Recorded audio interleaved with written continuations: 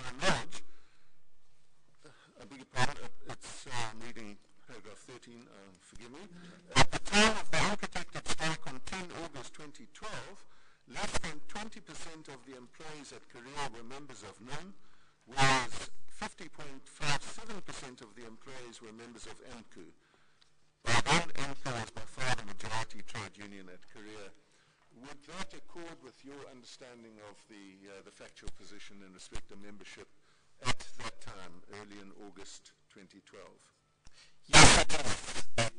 It was the situation in Maboko Paya, it was a Chikilana Gatlasai Amko, Isinga Pezolu, Gamalongo, Paya, Ekariengo, Okas, Gualonia.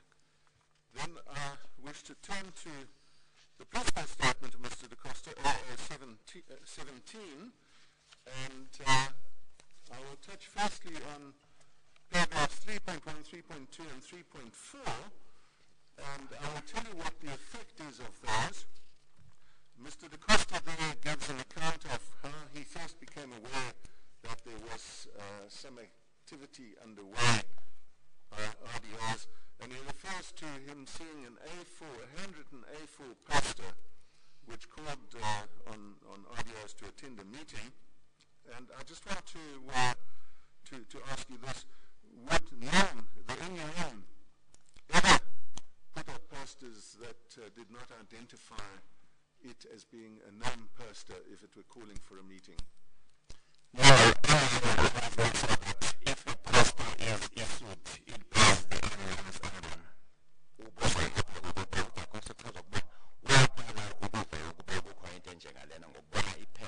A4 elibhaliwe lingabhalwanga okubangela mphi umbutho elithikuza kwakho inhlanganiso phaya buza ukuba inemisebenza ngolo hlobo ukuthi hayi xa yenza into enjengaleyo ifaka iphepha elibonakalayo ukuba lo ngumbutho wenu.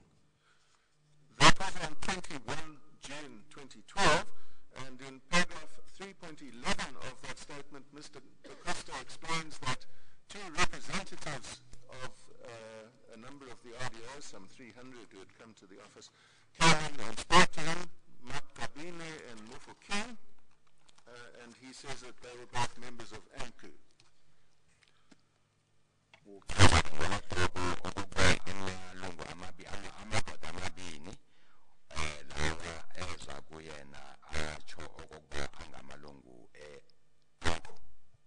Yes, I could see that Mr. Makabane and Mufugeng. And if you turn to paragraph 3.15 of that statement, you'll see that Mr. Da Costa there says, do you have it? Yes, I have it, yes. He says, I went on to explain to Makabine and Mufugeng that there were different ways of raising the concerns. By way of example, I indicated to them that the concerns they had, and in says in brackets which they had not yet discussed with me, close bracket, could have been raised with the line management and their respective unions. And in paragraph 3.16, the second sentence, he says, they then went on to state that the matter only concerned RDOs at Korea, and it was therefore not appropriate for them to raise it with their trade unions or with line management. Yes, I see that.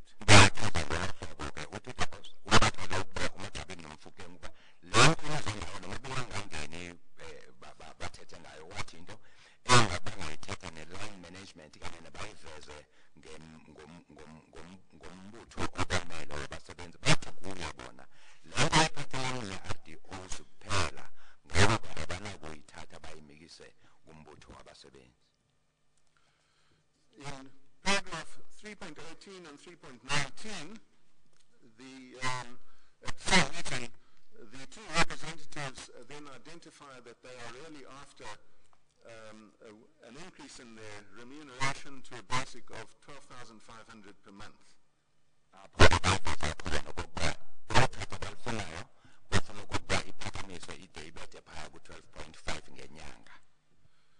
Mr. Da Costa says that he advised them that there was a procedure for negotiating salaries and that the issue should be dealt with through the established central bargaining structures. You see that? Yes, I see that.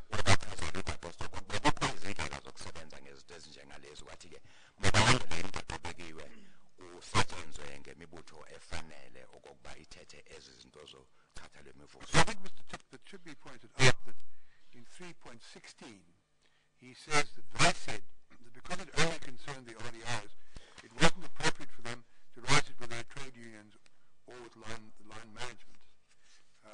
And that that's where they wanted the matter dealt with outside the ordinary wage negotiation structures, which is what's said in 3.22, which you're now putting to. But the point is that they were members of MQ. He says he only discovered that later. They didn't mention that.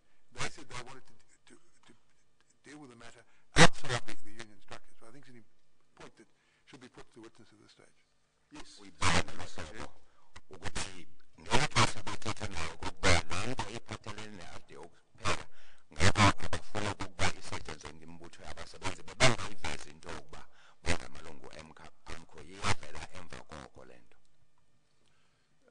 Mr. Zukwana, you've seen that portion in paragraph 3.16. Yes. And as the chairperson has correctly pointed out, the two representatives did not, at the time, announce themselves as AMCU members. That is something that he established after the meeting had come to an end. Yes, I did explain that to him. He didn't say that.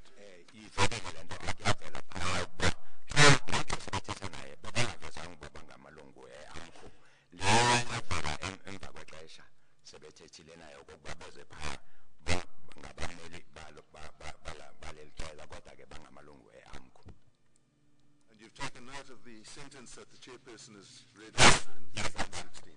Yes.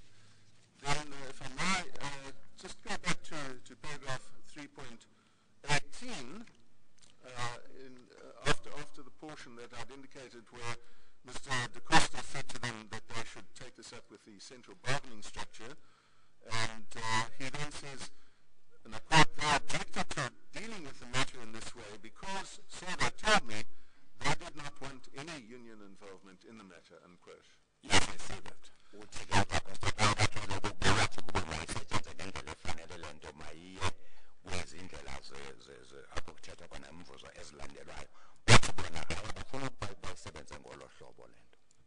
And in paragraph 3.19, the two gentlemen, the two representatives, went on, he says, to express the view that trade union involvement would only be appropriate if the issue raised was one which affected the entire workforce. They stated that the issue they came to see me about affected only RDOs at Korea, and for that reason, the unions should not be involved, unquote. Yes, I see that.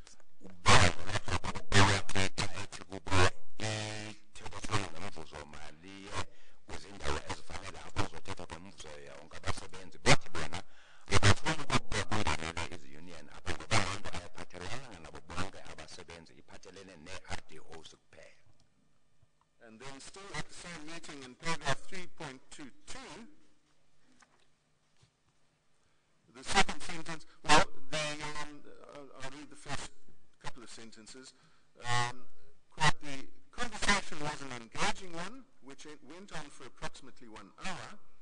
I kept referring back to the structures in place which dealt with wage negotiations, whereas they kept stating that they wished to deal with the matter outside of those structures," unquote.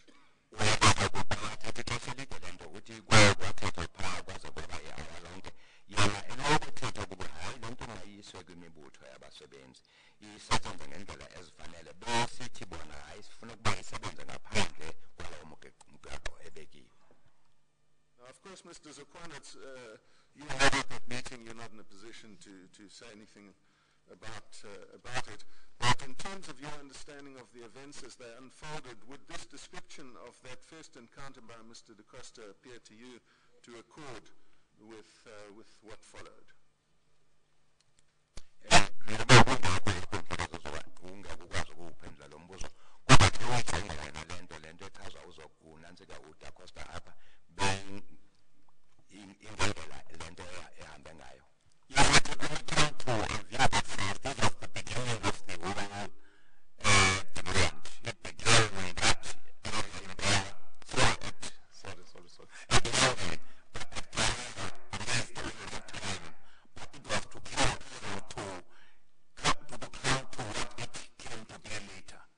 was the beginning of the demand, in my view.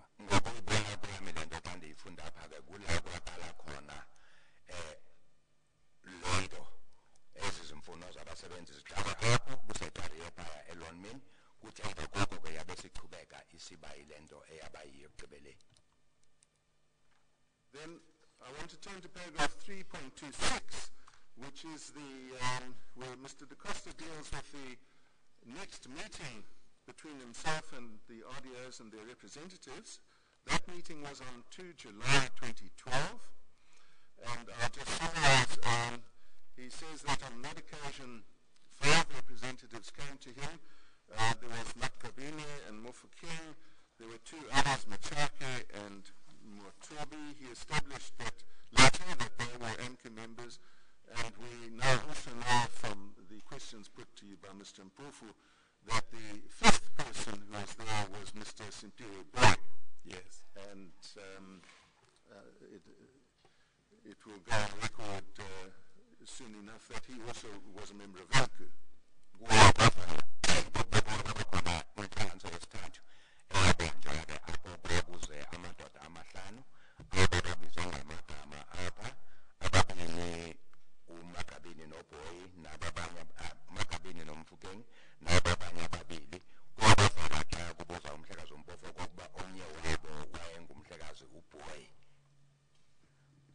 Then I want to just place on record portion of paragraph 3.27, if you would, which captures, it appears to me, the essence of the nature of the interaction that took place on that day.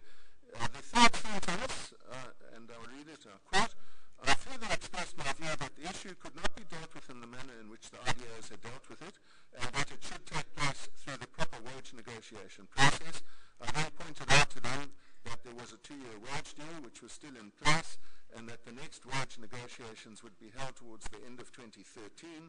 I also indicated to them that in the light of all of this, Longman was highly unlikely to increase their salaries as requested.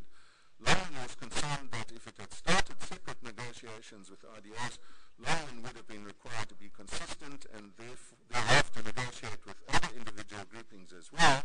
Their response was that if other groupings had similar issues, they could deal with me directly, unquote.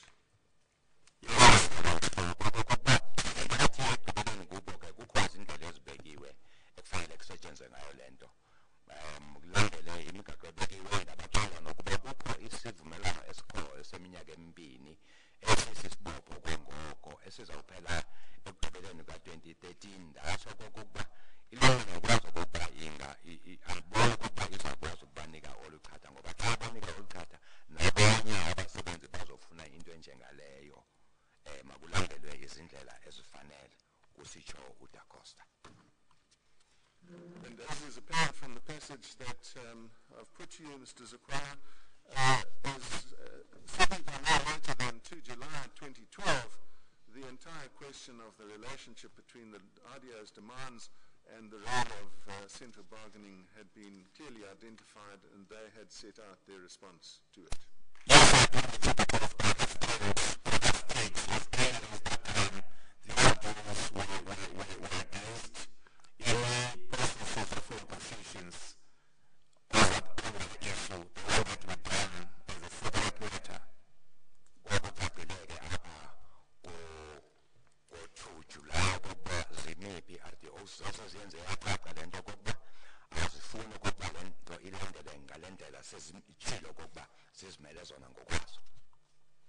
Then just for the purposes of narrative, paragraphs 3.29 and 3.30, Mr. Da Costa describes that after his meeting had concluded with the 5 representatives, they gave feedback to a meeting at RDO's. Later in the afternoon, there was a march of RDO's to his office. He wasn't there. They dispersed. Then the next meeting of consequence is on 23 July 2012, some 3 weeks later, and if you turn to paragraph 4.1, yes, he says that the 5 representatives again came to his office. In the 3rd sentence, he says the mood at the meeting from the RDO representatives was more aggressive. I advised them that Longman would not agree to an increase in the basic salary of RDOs to 12,500. During the course of our discussion, I could sense that for strike action. Yes, I see that. And just ngomhlaka 23 July amabhalo amahlala bemele RDOs aphinde ezaphaya kuye yakathetha ngalento ucaba kubizo kuba hayi madoda ndibona balona mina ezakunika ucatha ozawufika phaya ubona ukuba lento ingahle ikube khona uqhankqalazo ngoba amadoda besebila ngelo xesha. And just to put that in a bit of context, I didn't read the passages from the earlier meeting, but he does say, Mr. Da Costa, that at the meeting of 21 June 2012, the attitude of the representatives who came to him on that day was respectful and that the meeting was cordial. So he is noting a shift.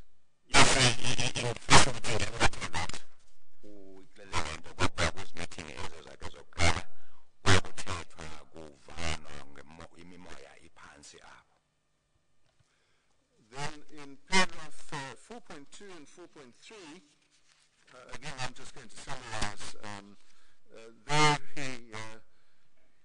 he discusses the event of him speaking to the crowd of the RDOs, the group that had been outside the office in the course of the meeting of 23 July, and that he again said to them as a whole that this was a matter that should be dealt with through the recognized bargaining structures.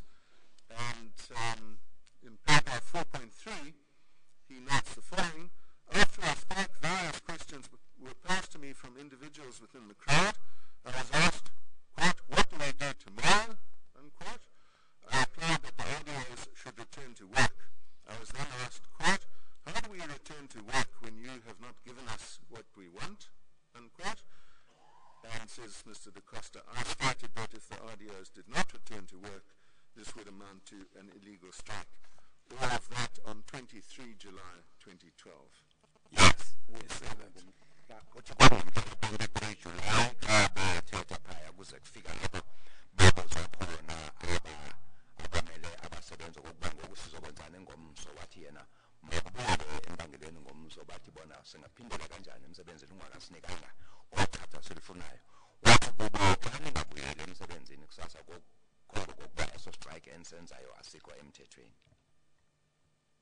On 30 July 2012, the announcement was conveyed to the RDOs of the extra decision of London to approve certain allowances to different categories of RDOs, the deputies and assistants.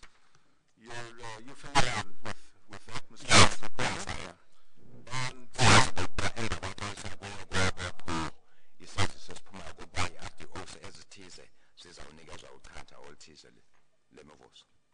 in paragraph 4.12, Mr. Da Costa says, Mark Kabini and Wolf King advised me that they were unhappy with the offer because it did not meet the 12,500 rand demand. However, they advised me that they would communicate the offer to the other RDOs. They did not undertake to revert to me, nor would there have been any purpose in doing so because I had no mandate to negotiate the allowances with the RDO delegation.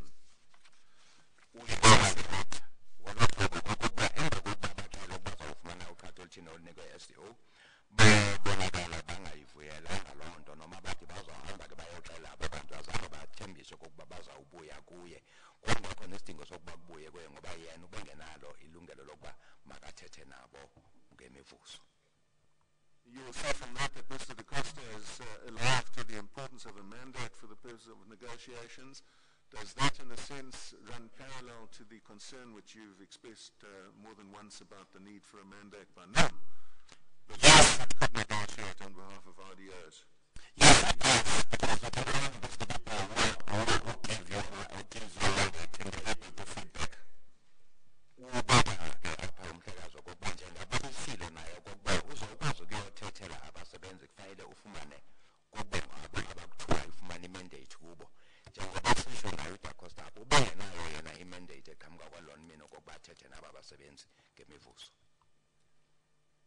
As part of the chronology, I want to depart for a moment from Mr. Da Costa's statement and touch briefly on the statement of Mr. Sedlari, which you may or may not have in front of you. Do you? Yes. If you could turn to paragraph 6. Statement isikamhlekazi Stelele. Yes, I do have. Sisiphethe apha. He deals there with the report book meeting which was held at 4 o'clock in the afternoon on 8 August 2012. You see that? Yeah, I see that, yes. Ngomhlangano i-report back eyenziwa ngomhlangano owubanjwe nge-8 zika-August 2012. And he speaks about the report back to the members concerning the allowances that had been decided upon by London. And then he says, and I quote, at this meeting, some of the RDRs indicated that they would approach management directly concerning their 12,500 rand wage demand, and that they did not want to talk to NUM about it, unquote. Yes, I see that. Yayibona le ndawo athi khona i-RDOs ethi zathi zizona zizojongana nayo mina ngokwazo azifuni ungenelo lombutho weNomphi. The words speak for themselves, but it's clear from that, Mr. Zakwala, that at that meeting it was still the position of those of the RDRs who were present that they did not want to talk to NUM. They had decided that they would pursue this with management directly. Yes, if they are left out of that, RDRs decided that they will not talk to party leader. I refer to what was said at Gareth by the RDOs from earlier June. It has been a build up in my view. Okokuba zasezenza isigqibo e-RDOs zithetha yonke wayethethwa ngoJune okokuba baza kuzithathela bona le nto emagxeni babafuni umbutho okokuba kube nguwo ojongana nale nto isigqibo sasesenziwe apho. Then, I'm just going to summarize to complete the chronology. As we know, on the following day, on the 9th of August, the RDOs held a meeting. They decided that they would proceed the next day to London. That happened on the 10th of August, 2012. And thereafter, the strike and the ensuing events followed. I'm not going to take up any of those matters with you. They've been exhaustively dealt with.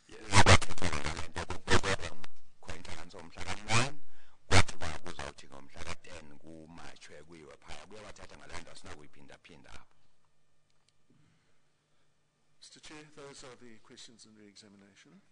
Thank you.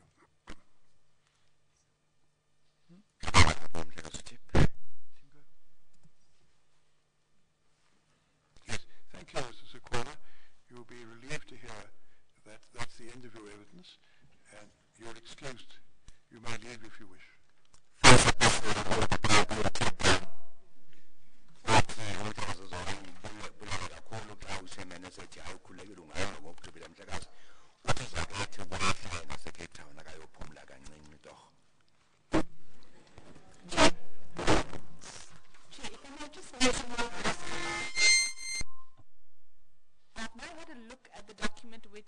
Commissioner Dakota referred the witness to, which we marked as QQ3.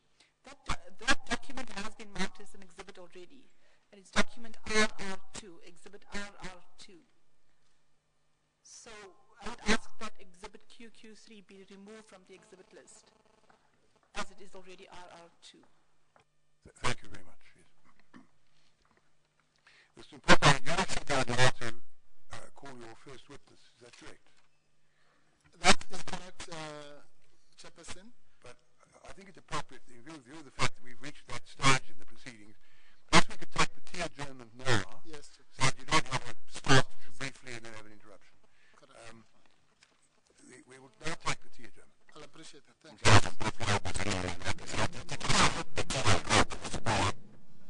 So, I omitted to say, it would also help if with you and Mr. Madlanga and I think Mr. Semenya.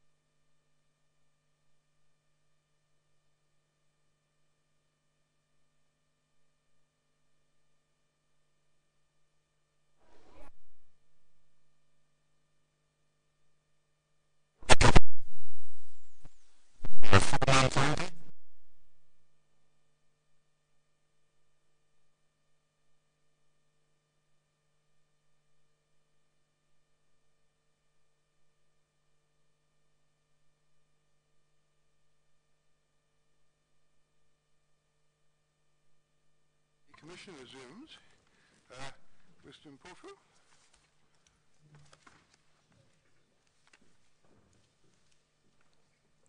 Oh, sorry, I beg your pardon, I didn't see.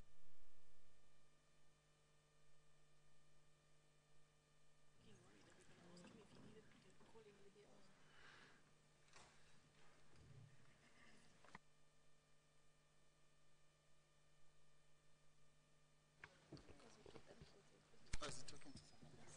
No, Mr. Chair, I was merely looking eager to what was going to be said next. I thought eager looks was all for Mr. Semenya.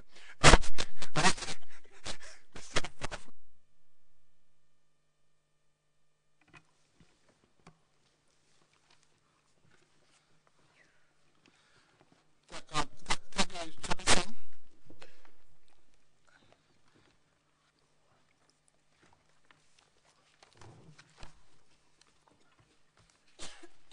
Where's the statement?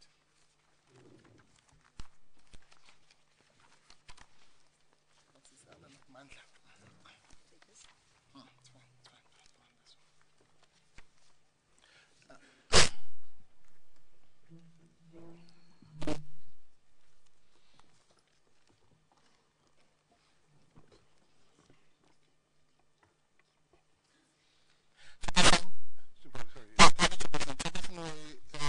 After Bishop Siaka, we're calling our second witness and the first of the victims, and his name is Vusimuzi Mandla Mabuya Kulu. Emva kuka-Bishop Siyoka umhlekazi uMpofu ubiza nina lokuqala kodwa bameleyo uVusumuzi Mandla Mabuya Khulu.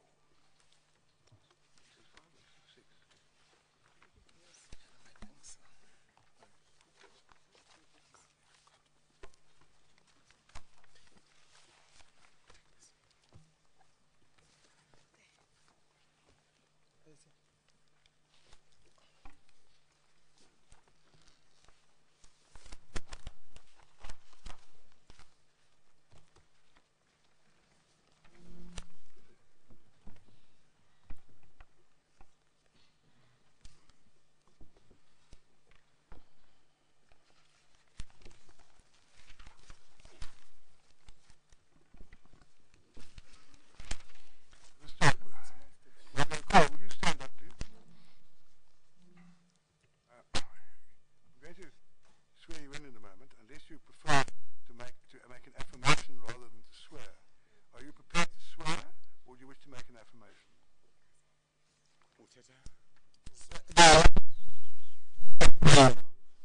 Uzokhuluma isiZulu.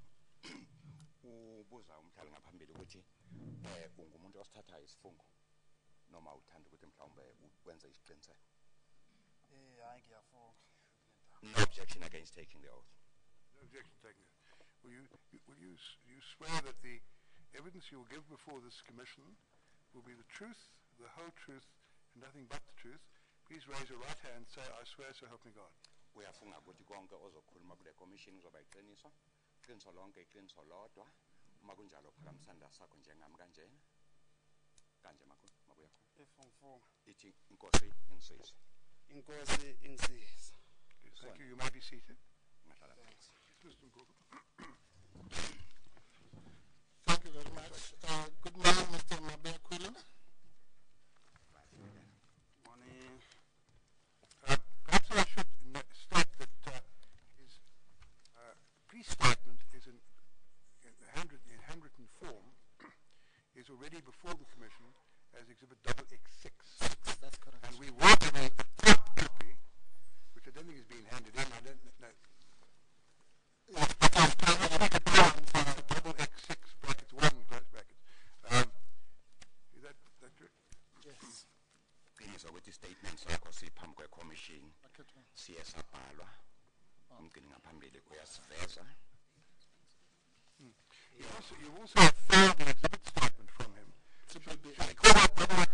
What do you want to call that? No, it was called Triple B8. Chair. Triple B8. Yes. Thank you.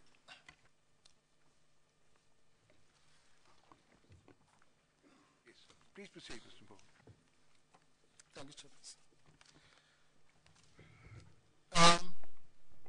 Mr. Mabuya Kulu,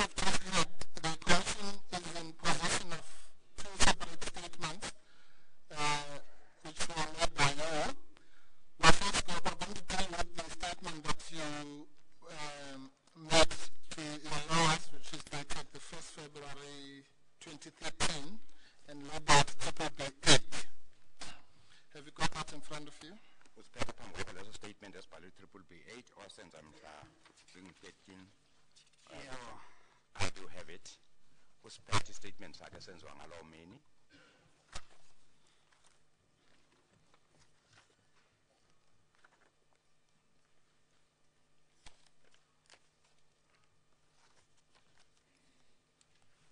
Before he starts giving evidence, there was a matter that was raised with me with me and my colleagues in chambers.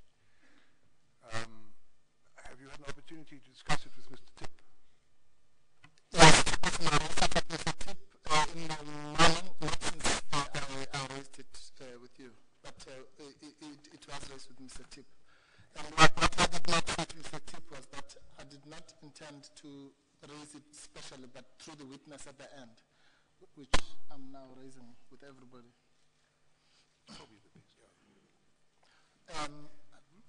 I think it's fair that it should be raised up front, which might be... I think it should be raised up front because, as my colleague Commissioner Hemlock points out, it may affect his state of mind, as it were, and feeling of comfort or otherwise in the witness box. If that matter is only dealt with at the end rather than the beginning, I suggest you raise it up front. Thank you, Chairperson. Kukhona into abake bakhuluma ngayo ekufanele ivezwe manje ngaphambili ubethu ummeli uzoyiveza mhlawumbe ekugcineni. Mr. Mabakulu, I think before I raise the matter that the Chairperson wants to raise, I just wanted to round up the point. That is the signature behind the stipend by 8 your signature. La yosayina khona ekugcineni i-signature yakho ngokwekho. Yeah. Yes, Chris. Thank you. Now,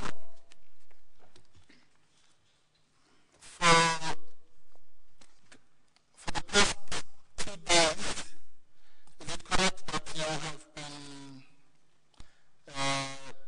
staying with your lawyers in a place, in a certain place? Izinsuku ezimbili ezedlulile iqiniso ukuthi ubuhleli nabameli bakho endaweni ethize. Yes. Mr.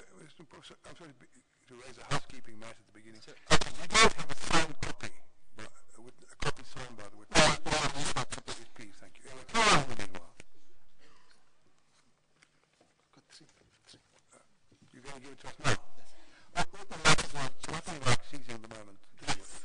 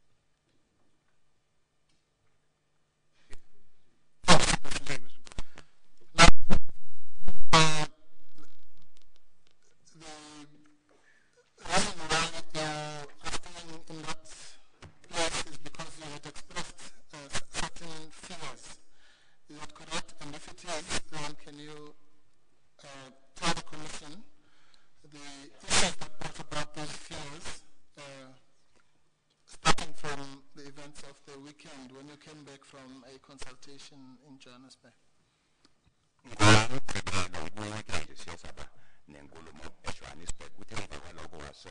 uveza imbono ethize eyenze ukuthi uzohlala nabamelana ukwesaba okuthize. Ngiyabachazela iCommission lena ukuthi yini le yabangela ukuthi ube naloku kwethuka. The Commission. Yes, I can give an explanation to the Commission. Thank you. Please do so. Yenza kanjalo. Saturday, they said that one of the meeting, I'm a lawyer. We had the meeting on Saturday with the lawyers. If I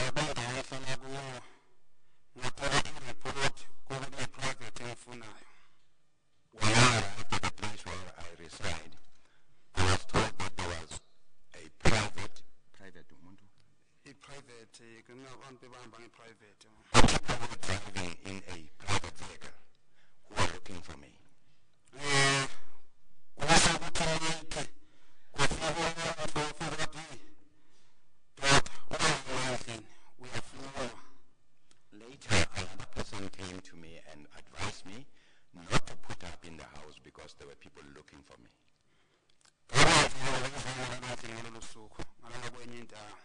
I did so, Mr. Chairperson. I didn't sleep in my residence on that night. I put up somewhere else.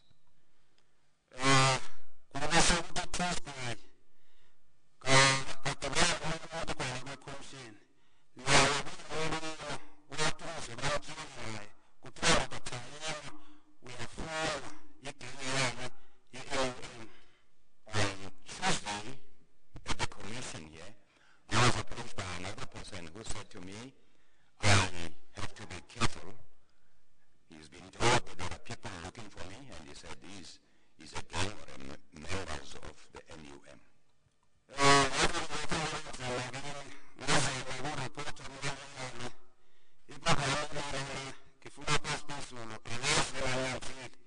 This became difficult for me.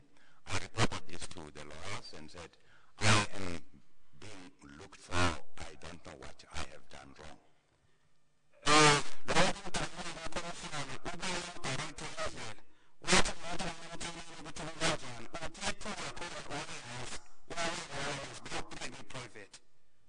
The person who told me in the commission here said he knows two of those people. He's the third person that he does not know who are driving in this private vehicle.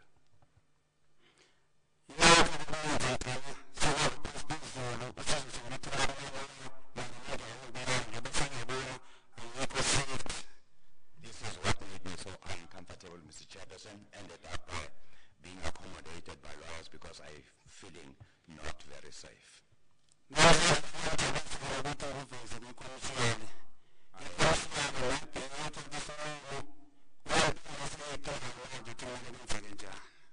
happy that I've been given the chance to raise this with the Commission, and I believe the Commission could make some decision as to how I should live as now under the circumstances. Thank you.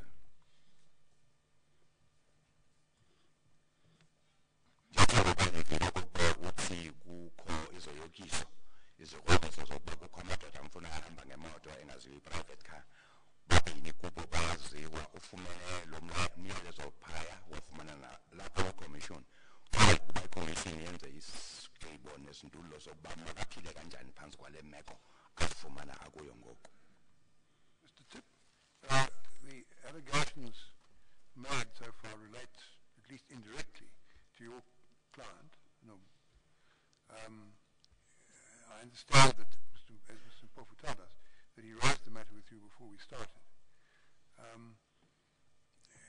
Is there any comment you wish to make, or is there any assurance you can give from the side of NUM that steps will be taken to ensure that this witness is not interfered with in any way?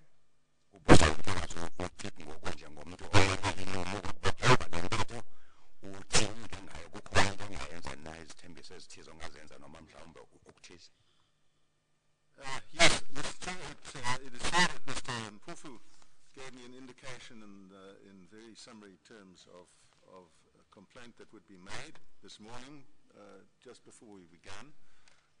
It's unfortunate that that wasn't brought to my attention at an earlier stage of the week. But Mr. Chair, let me just say this. This is now being stated under oath. I certainly don't intend to embark on a cross-examination of Mr. Maboya Kulu in respect of these events and aspects of what he has said and who told him things and who can identify persons. We as the NUM have had occasion to deal with similar complaints at a very early stage in the proceedings where allegations were made about Anku people having been subjected to some or other form of harassment. We've discussed those situations fully with the NUM leadership here and at the regional level, and I can assure the Commission that no event of this kind been sponsored or would have been sponsored by any structure of the NUM in or around Lonmin. That having been said, I will of course take it up now that we have some details in relation to the event, and in whatever way that we can ensure that the concerns that Mr. Maboya Kulu has expressed will be addressed. But nothing that I have said should be understood as implying any kind of admission in respect to the truth of what he has said, or the reliability of what are essentially hearsay allegations that there were people of NUM involved in these events. We do not accept that, but I can give the assurance to the Commission that NUM's ongoing position is one of absolutely clear and articulated opposition to any sort of unlawful conduct, intimidatory conduct, and I have no reason to believe that there has been a departure. We will refresh our discussions in that regard, sir.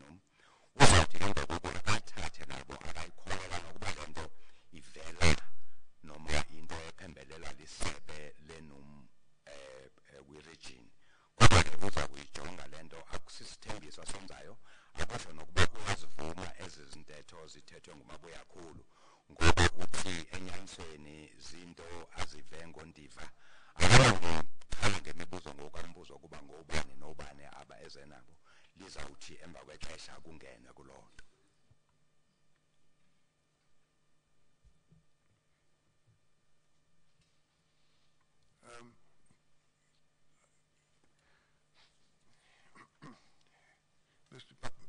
Maboya Kulu, you heard what the representative of NUM has said.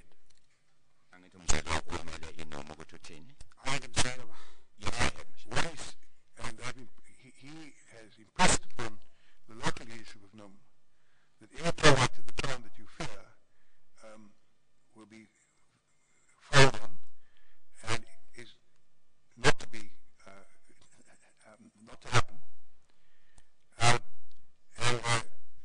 That instruction has apparently been passed on to other members of NUM.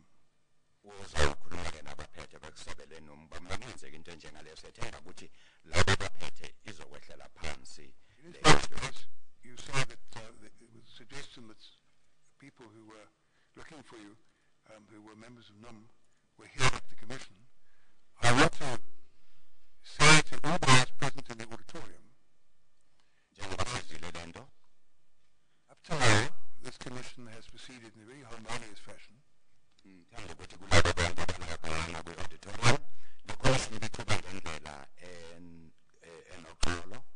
It's important for this Commission to be able to do its work properly and to ascertain the truth of these events that we're investigating.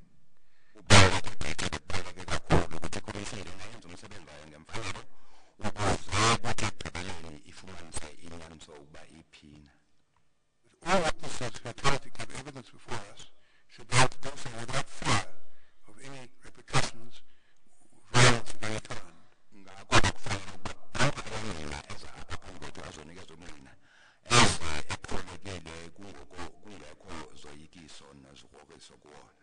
And if anything happens which constitutes interference with a witness,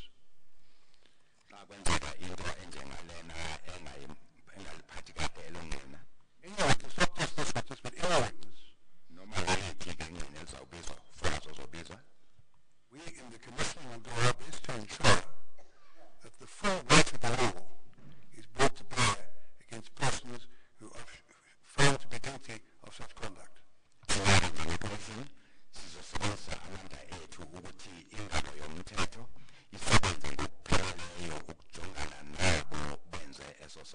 This Commission is embarked upon a task the future of this country.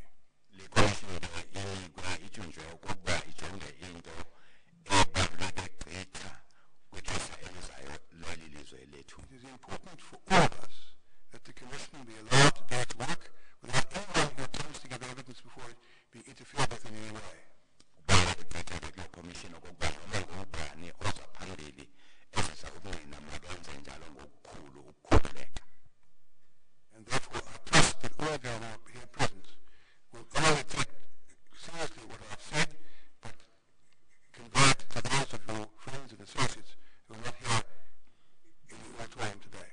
Ndiyathemba ukuba niyivile le ntetho, wonke umntu okhona apha uza kuyithathela ingqalelo le ntetho, uyigqithisele nakwabo abangekho apha ukuba kuthiwani. Mr.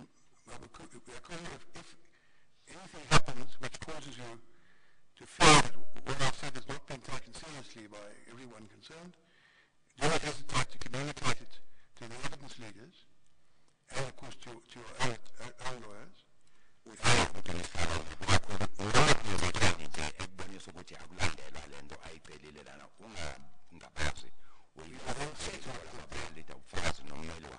Machinery will always put into operation so that you receive the protection to which you're entitled. Kukhona izinyathelo ezizothathwa ke ezizokwenza ukuthi ukhuseleke ngaso sonke isikhathi. Hayi ngobonga. I'll be grateful. Please proceed, Mr. Moore. Thank you very much, Chairperson. Before I proceed, Chairperson, I just wish to place on record that we, as well as the legal team, will be seeking the guidance of the Commission because we are obviously not equipped to provide witness protection. We've just stepped in because it was an emergency, but obviously that's not a matter that can be discussed in open session. We'll approach the evidence leaders to see how The machinery of the Witness Protection Act is available to protect persons who give evidence before commissions, and if necessary, we will see to it that machinery is in fact put into operation to protect us with necessary. Njengabameli bangalukhusela ingqina ngalo amaxesha uzathetha nabazisa ubungqina ngaphambili uthi ukomishina kukho izindlela ezikhoyo emthethweni zokuvikela zokukhusela amangqina anjengalawo avela phambi kwekomishini kuzawusetshenziswa leyo nto ayinawuthethwa kodwa apha esilangalaleni. Thank you, Chairperson. I appreciate that swift action. Mr. Mabuku,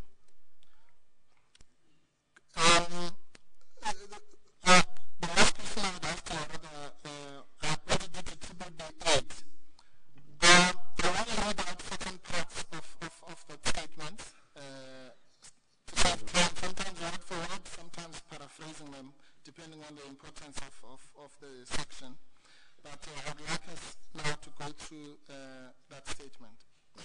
Kumele ukuthi akangifunda sonke le statement uzawubamba laphayana nalaphayana afunde la kubaluleke khona kakhulu sizwe izimpendulo zakho. According to the statement, you are a 31-year-old RDO who comes from the Ingwavuma area of KwaZulu-Natal, and you have been in the employ of landmen since January 2008. Can you confirm that?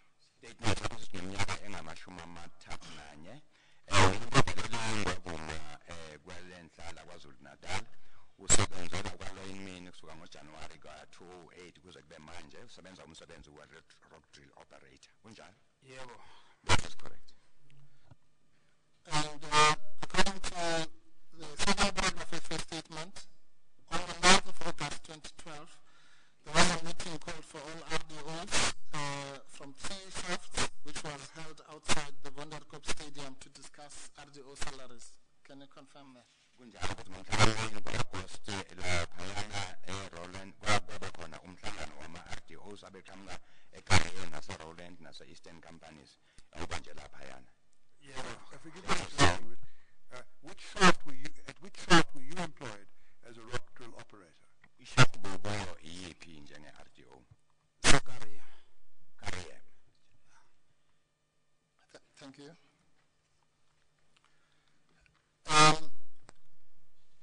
You also state there that at the meeting it was confirmed that no trade union should be engaged in respect of that wage demand, and the Commission raised the wage discussion was for 12,500 rand. Can you confirm that? Past that, we are now going to meet the employer. Sihambile ke sa LPD. We walked, going to the LPD. Sithe singakafiki LPD bese seduze nakhona sathola amabhuna awu2 nama security mine basivimba. Just before reaching the LPD, not far away from there, we were stopped by 2 white people and the security officers. Sisahlala ke phansi le kulendaba bebasivimbe kuyo. Babuza kuthini isikhalo sethu. We sat down where they had stopped us. They asked us what our complaint was. Lapho ke sasina ama members asiwakhethile siyocela wona yiwo ofika sikhulumele namqashi phambili. We had at this stage, Mr. Chairperson, selected members that were going to represent us in talking to the employer. And they were the people to do the talking. Leyo 5 ke yahamba noma ngakhumbula 5 or 6 yahamba yodibana nalabo bamhlophe bakhona phambi kwethu baxoxisana nabo babuya negama kuthiwa masilinde sahlala phansi ke salinda ke bona basokhulumisana nomqashi phakathi ema-office. The 5, I'm not sure it was 5 or 6, went forward to the white people who were there and the security officers and had a discussion with them. Whilst we were seated, they came back to us and said, those people are gone, they have gone to talk to the employer that we should wait there. Emva kwalokho babuya lapha elungilabo bangabuya negama eliphilile ethi kwenzeka eniqhubeka insathatha i-decision ke thina asiqhubekeni siye kuphi kumqashi office sahamba ke sashona LPD office. After some time, the white people came back to us, but they didn't have anything to report back to us, and the decision was then made that we proceed further to the employer. Siteke fusifika lapha sifike kufakwe i-danger tape kunama security mine agadlile vele kukubi safika ke nathi ngokuhlonipha ngoba besingekho vele sinqumeni sokuthi siyokulwa siyokwenza ini safike semangapha kwesite le danger tape azange sayiphazamisa i-danger tape sangenisa leyo 5 sasiyikhethile yahamba yakhulumisana nabo. On arrival there, we had a tape, refers to this as a danger tape, and next to the danger tape were security officers who were armed. We had not gone there to fight. We stood on the one side and allowed the people that we had selected to proceed further. Siteke siyikhethele u5 iyosichumana nomqashi phakathi yabuya le 5 lesasiyikhethile yabuya negama ke kuthi uthi umqashi ngeke ithi NUM makangakhulumi nathi. The 5 that we had selected went in and after some time returned back to us and made the following report that the employer had said to them that the NUM had said the employer should not talk to us. Emva kaloko ke sababuyisela phakathi madoda hamba nosibuzela kumqashi senze njani. We asked them to return back to the employer to go and ask what should be done next. Emva kaloko ke babuya negama kuthiwa hayi yenzani nikuthandani ngabona thina enzani. They came back to us and reported that the employer says we can do what we want. Let's make the decision what to do. Kulapho ke soqala khona inkathazo manje siyabona umqashi akafuna ukukhulumisana nathi sabonisana maroda asambe sohlalana phansi silindele umqashi abuye kithi before sene emsebenzini. This is where the problem started, Mr. Chairperson. We decided that let's go and sit down and talk and allow the employer to come back to us, and this is where the trouble started. Sorry, Mr. Mabakul, before you made that decision, did you disperse from the LPD and did you meet somewhere else? Or sekwensesenziwe leso sinqumo nahlukana yini lapha eLPD naye kwenye indawo noma mhlambe kwenzekani? Ukusuka kwethu LPD sisuke sabuyela emuva le kule ndawo besidibene kuyo siye sohlukana sesihlukana khona le ngase groundini. From the LPD we proceeded together to the place where we had originally been, and it was from there that we dispersed. Yes, and then at the Vanderkop Stadium, which is the original place where you had met, what decisions did you then make about the way forward? Lapha yana estadium la ndibene khona ngithi lapha eVanderkop. Kwafika lapho kwenziwa isinqumo esithize. Kwethiwa isinqumo sini esithathwayo la. Isinqumo safike sasithatha sidibene lapha eVonderkopo safike safaka ireport marada sesihlala phansi manje. Njengoba sihlala phansi solinda umqashi. Kusasa nge11 asidibanene okanye umqashi obasashintshile asibene isidibaneni la. Silindeni silinde umqashi. We came there, sat, a report back was made, and then the decision was made that we sit there and we meet there again the following day and wait for the employer there, unless he has changed his mind.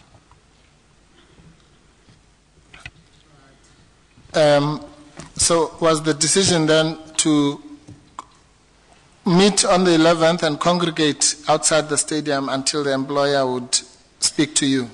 Isivumelwano ke kwa ukuthi ngomhla ka11 uphinde nihlangane lapha yana kule ndawo eVonderkopo nimlinde lapho umqhashi aze azokhuluma nani. Yes. Yes. Okay, and then what happened on the 11th? Ngomhla ka11 ke kwasekwenzekani? Ke11 sayisadibana ngo9 kangifike eBlack boma 9 sayisadibana eBlack boma 9 ekseni. We met again the following day at about 9 o'clock. I arrived at about 9 in the morning. Sidibene kwaye kwabukisana imbono sabekelana imbono nalo baqhamuka nembono yabo mayelana nolusuku lwange10. We discussed, people came with different views, seeing things differently about what transpired on the 10th. Abanye ke kuloyo mbono bavela maroda mazameni kuyodibana nani siyovela ofisini NUM siyoyibuza why isivalela kube sikhume nomqashi ngoba sile company siqashwe umqashi kwabona balapha ngenxa yethu why basivimbela bese okhuluma nomqashi. As a result of this discussion, some people came out with ideas that why don't we go to the NUM and ask them why is it that they don't want the employer to talk to us? Because the person who employs us is the employer, and they, the NUM, are in those offices because of us. Abanye ke bavela nembono yabo kwathiwa late Friday kunabantu bekade beshawa yini amamember eNUM adojule ngamamember eNUM late ahamba ngequantum emine. A report was also received by others who made a report that some people had been shot by members of the NUM who were driving around in a quantum that is owned by the mine. Abanye bavela nembono la kunabantu bebangena ebusuku bebangazi isinqumo sethu uthini bathi bazama kuye rankini bosesha umcimbi emabhasi emva kwaloko bafe bakhonje emsebenzini ngenkani khonje ngesibhamu kuthiwe khona shona emsebenzini. There were also reports, Mr. Chairperson, that some of the people that had gathered there with us later went to the buses to go and find out what is happening. And when they arrived at the buses, they were pointed, guns were pointed at them, and they were told to get to work. Forcefully so.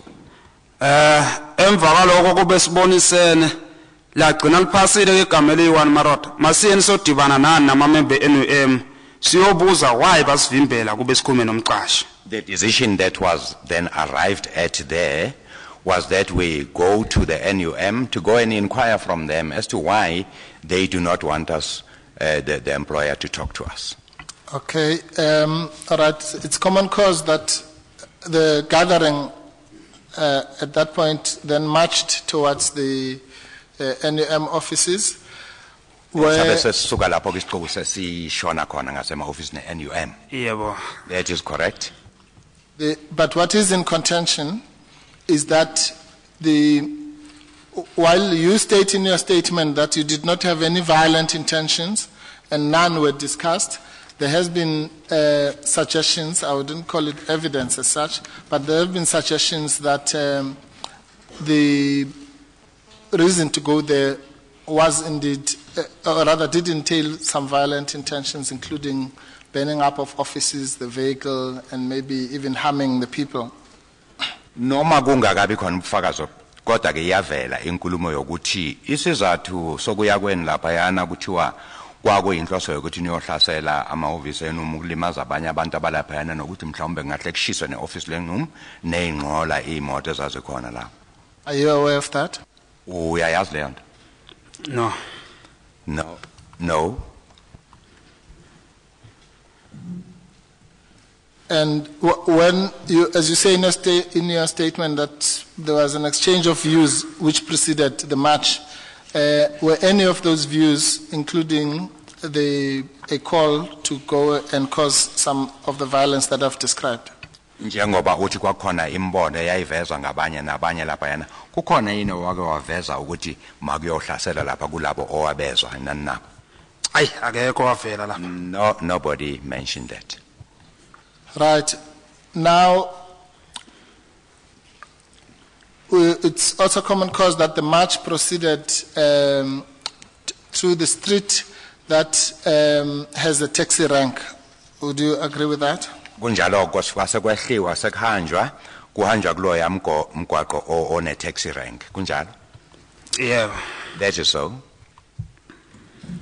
In other words, you proceeded from the stadium and then turned at right angles into the street that has the taxi rank. Ngithi nasuka lapha stadium nehla kanje nafika lapha najikela ngasesandleni sokudla seningena kulomgwaqo lo one taxi rank. No, it's the left hand. Oh, Left. left. Yeah. Left, yes. Yeah, yes. Okay. Now, once again, as I've said, when we get to contentious material, I would prefer it that you give it yourself. What then happened as you were proceeding towards in the street towards the direction of the satellite police station? Usenifikileke lapho nijike khona kulomgwaqo ukuthi umele uthanda ukuthi ukuchazele iCommission ngawakho amazwi ukuthi kwase kwenzekani uma seniya lapha ngase satellite police station. Kusuka kwethu lapha sesibheke ngase police station. Sithe sisahamba nje kunomgwaqo ofika ucross lapho ubheke phansi. Ithe kuleyo ndawo leyo nasidibana lapho sadibana nama-member e-NUM aqhamuka phambili. So Okay. Whilst we were walking there is a street that joins this one in which we were walking, and it is there that we came across members of the NUM, babecula ingoma. who were singing a song. Ukudibana nabo ngeswa nje izwi livela kwathiwa amkhogaria. Kwathi kwakhaligani kwathiwa Eastern Bob kwakhaligani kulapho kwesibaleka khona. When we met these people who were singing this, the first thing I heard was amkhogaria. Then there was a gunshot, and then they said Bob. They say Eastern Bob. Then it was said Eastern Bob, and another gunshot, and nabaleka. Sabaleka ke ngithe lapho sabaleka Turned away and ran away. sibaleka sibheke phela phe renkini ema-taxi. If usibaleka ngeke ngabona omunye umtshawa phansi ngitshela ukuthi maybe ushayiwe hayi ngathena ngabuya kule mbhobo lephuma ku-stop nonsense. As we were running along, I saw one person dropping. I thought he had been hit. I turned around and went to the opening at the precast hall, which he refers to as the stop nonsense. Emva kwalokho ke ngithe sengingenela ngaphakathi. If usingena ngaphakathi kwestop nonsense siyasakaka siyabaleka. Ngithena ngisahamba emva kwale row kune row ekhona lapha enkompolo. Ngithe ngeswa kuyabanda la emuva la. As we were proceeding, after going through the opening into the stop nonsense, there is a row, and as we were running around there, I felt some cold substance on my back as I was running. Ngiye ngazama ukubaleka. Ngawacela namadoda bengibaleka kunye nangatshela amadoda sengishayiwe ngithutshuliwe manje. I told the other people with whom I was running, because I'd become aware of the fact that I'd been shot. I drew their attention to the fact that I was shot, but I tried to run away. Kwafica ukuthi kunzima akayikho indoda engalindi enye indoda kwakubalekwa lapha kunzima. There was no one who was prepared to help another man there. It was difficult. We were all running away. Ngizamile ukubaleka ngaphumela ngaserenkini emabhasi ngithena nginyuka ngibheke phezulu. I tried to run away, turning towards the buses, the bus rank, and as I was going up, Ngithe lapho ngisangena emgwaqweni lwalo hlangothi lwayeka lonke lokungashayika phansi. when I entered the main road, my right-hand side just became dizzy and I collapsed. Emva kwalokho ngithe sengiwe phansi sokunzima nokusukuma. It was difficult for me to come up after I had fallen. Amamember e-NUM ayeza ngemuva kwalokho. The NUM members were following from behind. Baye bangithola ke sengilele phansi. They found me lying down there. Bafe bangibuza usebenzaphi? They asked me, where do you work? Ngifike ngakhuluma amanga ke lapha ngathi ngisebenza e-Roland Shaft. I lied to them, Mr. Chairperson, and said at the Roland Shaft. Babuza shaft, babuza stage. They asked my station. Hayi ngabatshela ngisebenza e-25 stage. I said to them, stage 25. Wavela uyi1 wathi hayi uyaxoka lo waseKariye iAmco. One of them spoke in Xhosa and said, he's lying, he's working at Kariye, he's an AMCO person. Emva kwalokho kwavela omunye esayidini wathi hayi akaqediswa. One of them appeared from the side and said, let's finish him up. Litheke lisaphumile lokho babe sebagibela phezulu kwami oyi1 vele ikhanda isakhona ukuvuka. Oyi1 engangimnotisile wafika wabamba umkhonto ngapho obukhali khona washaya ngenduku until yazanqamuka washaya la phezulu. One of them that I could see, who was standing on my left-hand side, as he points out, had a spear, but he hit me on the back with the handle of the spear until it broke. Emva kwalokho kongifakwe eseklini ukhona wayeme ngasekhanda lami agqoke iAvaron imhlophe agqoke iskipa seNUM ngaphansi aphethe ubhusha. There was one who was standing right in front of me, wearing a white overalls, and with an NUM T-shirt, he had a butcher's knife. Emva kwalokho nguye washaya la phezulu nesketch lana kwabe kuthula kwami ke noma shaya ngobhusha kwabe kuthula kwami lapho. I felt a blow on the back of my head, whether it was with this butcher's knife or anything. I then, from there, lost consciousness. Onke amanye ama scratch akho alakhanda ngwanothisa sengisesibhedlela nasengizwa ama stitch agcwele ikhanda. Later at hospital, when I felt the stitches on my head, I noticed I had several other injuries. Okay, Mr. Mabiakulu, before going to hospital, we will come to that. After the assaults that you have just described, and after losing consciousness, after some time, obviously you won't know after how long, you did regain your consciousness and you were still at the scene where you had fallen. Is that correct? Emva kokuthi suhlasele laphayana ke mabuya athkhulu ngaphambi kokuba uyise esibhedlela ushaye washaya laphayana kuthi emva kwesikhashana esithize wase uyaphaphama futhi kancane. Kwenzekile lokho mthatha ngithe sengilele phansi emva kwesikhathi sebangishile ngaye ngaphaphama ngazama ukuhamba ngesisu kunefence lapha ekhona ngazama ukuhamba ngesisu ngase nganamandla okusukuma ngangena kuleya fence ngizama indlela athi noma sebabuya phezulu bangithole sengingasekho kuleya ndawo. It was after they had left me, yes, that I came by. I tried to crawl away from there in order to so that when they come back they shouldn't find me there. There is an opening, a fence is opening. I went through there in an endeavor to get away from where I was.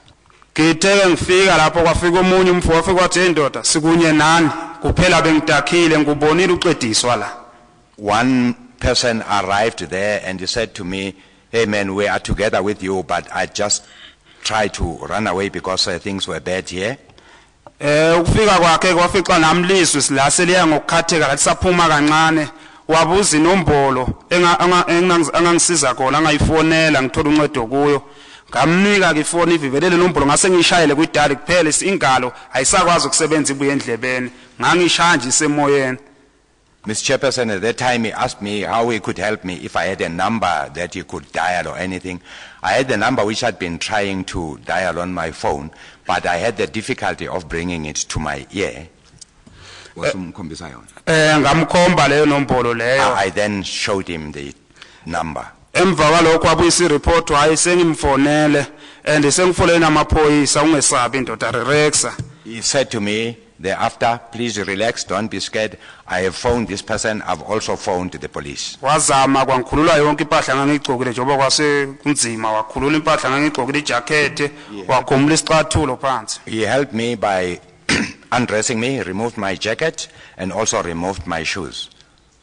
emva kwalokho kokunye kwakhona hayi kwaye kwalahleka sengizwa nje ngemaxoxelo egengeni yasekhaya yagcina ifikile lapho to wasekunjani hayi ngaluza total until ngaze ngovuka sengisefeni Christ angazi noma nini lost consciousness.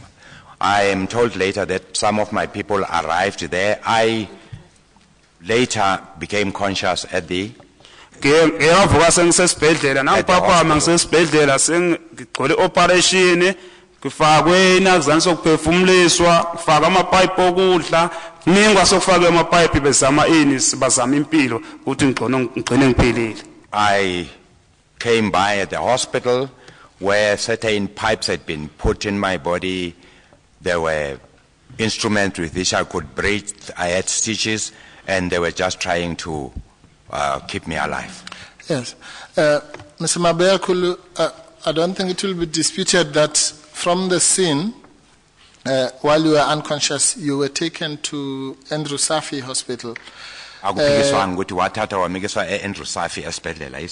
But as I understand your evidence, when you came to, you were at Fencrest Hospital. So are you telling the commission that you did not know that you had been transferred from one hospital to another?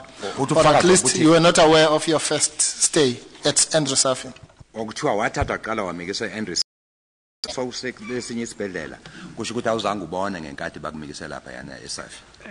Fakazi baloku even operation la ma stitch lanka angwazanga nothenziwa kuphi nini ngeswa nje nami socula ama stitch ekhanda emva koba ngiphaphamile. Only came by after the stitches had been made, the operations had been made. When this was made and where, I am not aware.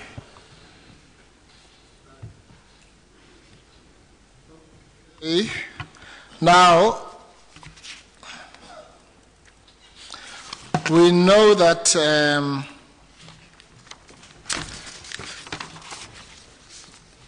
or rather, you say that you are unable to say on which day you regained consciousness. Is that correct? I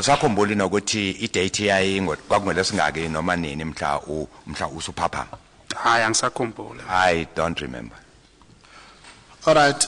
Okay, one thing we know objectively is that on the 17th of August, by then you must have regained your consciousness, because that is when the statement, which has now been marked XX61, was made. Would you accept that? Kukhona usuku ke mhla ka17 la wabhala khona statement leso sinye September ukuthi ngalilanga wasophaphe. Yes. That is so. Now, can you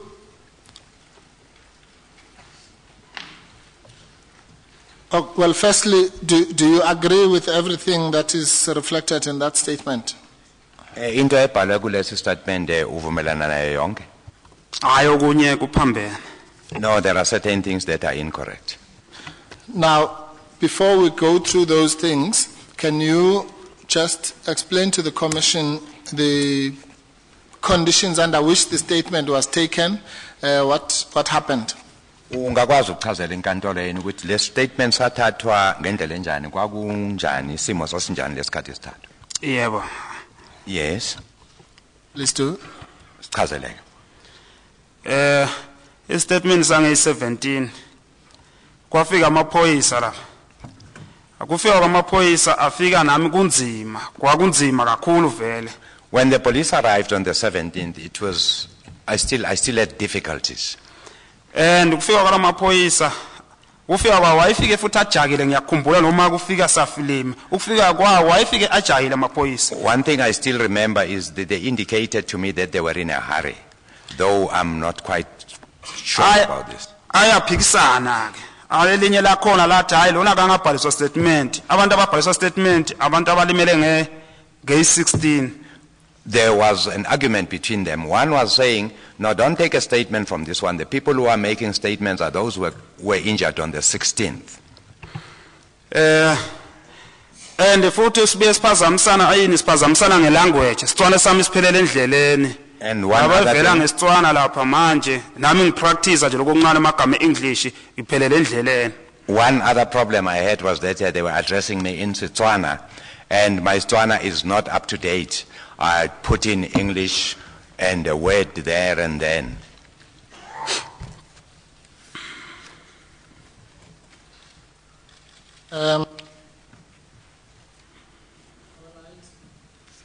Now, that statement, I will just take you through some of the things that, that are contained in that statement, and you can confirm to the Commission whether those are what you said or not.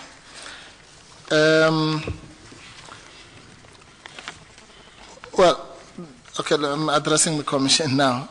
Chairperson, insofar as we can decipher, it's very badly written, even the language, but I'll try and Typed version, I haven't checked the typed version against the original. I have. The original. Yes, well, I can confirm, Chairperson, that the typed version that Mr. Tip kindly prepared is a true reflection of the written statement.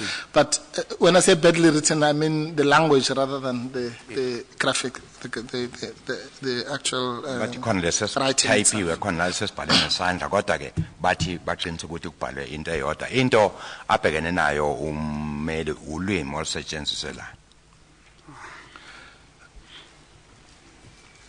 In the second paragraph, there's something that says, on that meeting, my representation member was Boy, name of the mine, and he was the people among the group telling us what to do. What do you think that was about? Khona into ebhalelwana ukuthi kulo meeting owayekumele imember kwakuuBoy igama lemayini and waye kulaba bantu group telling us what ababenitshela ukuthi nenze emcimbini waBoy lamaphoyisa ayafisa ukwazi ukuthi obana abantu bengibona besibasebenzisa kule nhlanganiso lobesiyenza ungibona bona bebasikhokhela abasenzisa in kaye ngavesa ukuthi hayi angisabakhumbula amagama abo kuphela umuntu engimaziyo uyi1 kuBoy sizathu sakhona ngisebenza naye ngiyamazi kwasasimkhethile kusukaphi kusuka kwaseKarebe siloku sisebenzisa yena ingakho kuvela igama laBoy ngaleyo ndlela. How Boy's name features here, Mr. Chairperson, is that the police were asking me who are the people that we used there to represent us. And I said to them, I don't remember everybody, but the one I remember, his name is Boy. I remember him because he works together with me. Okay, so can we accept then that the Boy was not the name of a mine, but the name of a person? Njengoba babhalelana ukuthi uBoy lona igama lemayini uthi wena cha uBoy igama lomuntu. uBoy igama lomuntu yabona yiwo lama mistake wayenzeka. Yes, Boy is a person's name, and these are some of the mistakes that happened. And is the person now known to you as Mr. Simpiwe Boy? Lo muntu esikhuluma ngaye lana ilo bizwa ngokuthiwa uSimpiwe Boy. Yes. Yes. Right. And then there's reference. Well, first of all, the statement, what can you say about the sequence of the dates in the statement? Uma sesikhuluma ngokulandelana kweinsuku kuleso statement uthini ngazo zonke lezi zinto? Angizwa kahle. The question is again, sir? Yes, I'm saying the fact that the statement starts on Saturday the 11th and then goes back to the 10th, is that how you were telling the story, or did you tell the story in the sequence you've told the Commission? Commission? Ummelana ukuthi le ndaba wabachazela ngokulandelana kwayo ngezinsuku ngoba sicala ngisona nge11 bese sibuyele emva ngokwenzeka nge10. Yindlela obachazela ngayo leyo. Lo ngiveza lapha iproblem yami sashana ngani ngokwe language. Statement sami ngokumthetho siqala nge9. Mari less ngani ke ngendlela sashayisana ngayo, even iprove yakhona, even iphone number yami. Iphone number yami akuyona iphone number yami. Kuphela kwakunzima kulesimo ngangikuso nami. Ngangibamba nje lokho okuncane okusavela, even phone number le wrong akuyona phone number yami. Mr. Chairperson, the difficulty we had here was the language. We had a difficulty in communicating. Even the telephone number that appears here as mine, this is not mine. Actually, my statement, the way I explained it, actually commenced on the 9th. Okay, now, there's also reference in the statement that the people at the near the NUM offices started throwing stones and hit others with a nopkiri. Kukhona nenkulumo lana ethi laba abantu be-NUM baqala ngokujikijela ngamatshe laphayana bashaya abantu ngezinduku. Hayi angikwazi lokho. That I don't know anything about. And then somewhere at the end of the statement,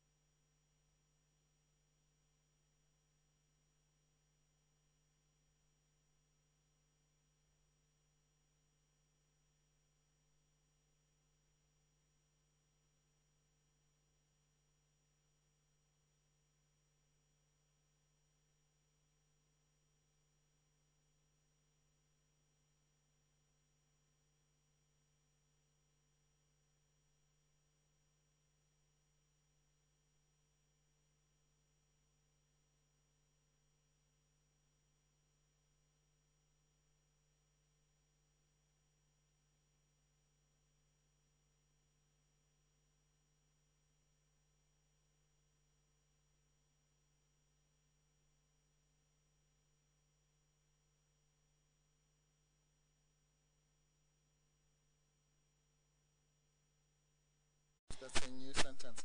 But, okay, putting aside the grammatical issues, what comment can you make on that portion of the statement? Kukhona la kubhala khona lenkulumo lena engazwakali ngale ngesingisi kodwa ethi kukhona omunye weza emeetingini ngolesihlanu mhla ka-10 ku-August wathi amalungu e-AMCO adutshulwa members no wathi ke kuzwakele lezi ndaba wathi ungakwazi ukukhomba uma singaya umuntu owenom after getting the news from a person who I can point. Uma I can point obathole lezi ndaba kumuntu ongakwazi ukumkhomba wena if I see said we all go. No, I'm sorry, I sympathize with Mr. Interpreter. I'm trying to make some sense. I think the from now through the history it's supposed to be a new sentence. So just, I suppose, let's do the best you can. I don't want to be accused of editing it myself. Ubona umele ubunzima enqobo la ukufunda lesingisi esingazwakali kahle lana uthi kodwa khona la uthi wena nani hamba phakathi kwehostela. I see said we all go to Num office. Khona lapho kuthiwa kwathiwa nizoya e-ofisini lenu to hear why are they shooting people. Inozwa ukuthi yini badubula abantu be-AMCO. We walk through the hostel nadablapa ngiphuma phakathi kwa-hostel. Inkulumo yakho leyo.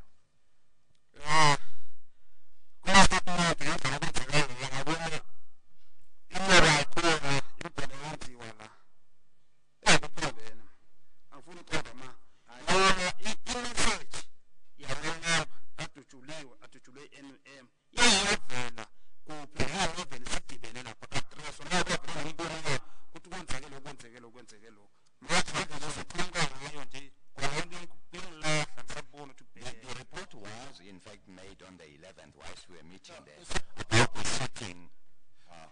So I think the report started by commenting on the issues of how it's put on the statement, but it is indeed so that on the 11th. It is correct, Mr. Chairperson. I was definitely going to come to that. Okay. Cross-interpreting is actually not a word-for-word translation. I was going to come to that. The witness says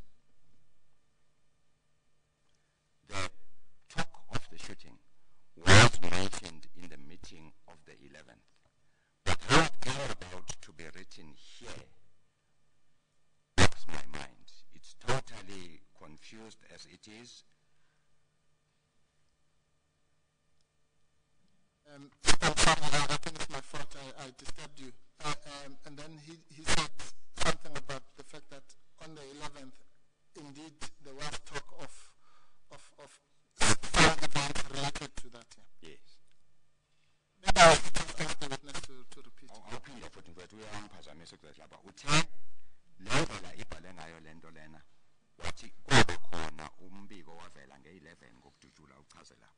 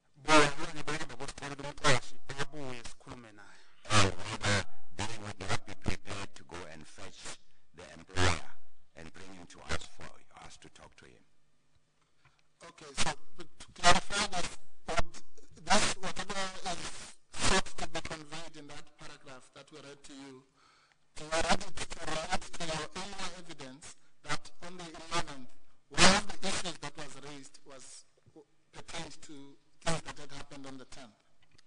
Njengoba le nkulumo ezama ukuchaza lana baba incazelo yakho ozambachazela ngezinto ezenzeke ngesuku elingaphambilini ngomhla ka10 kunjani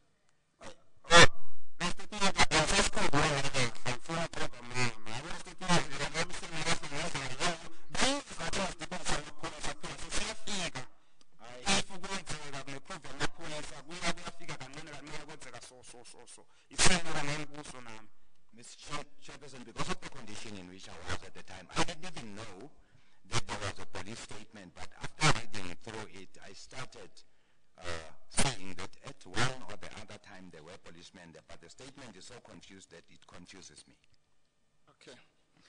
Now, just to be sure, you are aware that the statement has some writing, the manuscript statement. Each page has a handwriting of Vusimuzi. So, did you know that you signed the statement, or Statement what is the position? nekhasi lakhona lapha kubhalwe khona Vusimuzi kwabhala uhuwelo njengalo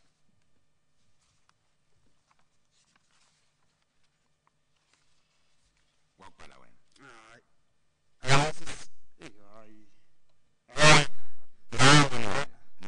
not at all this is definitely not my handwriting nor is it my signature. All right. So, the issue that whatever happened in that day, you had by then regained your consciousness to some degree. Into eyenzeka lana ke ukuthi wasawuphapheme noma bongakabi kahle hle engqondweni. I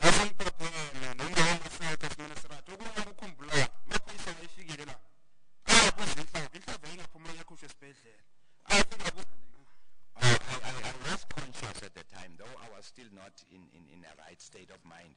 I do remember the police coming there. They inquired about the bullet, which bullet was only removed at the hospital.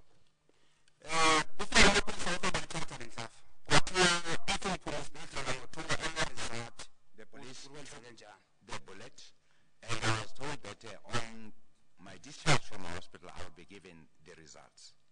The result of what? Ama results as to the bullet that was removed from me, as to who shot me. Yeah. I haven't known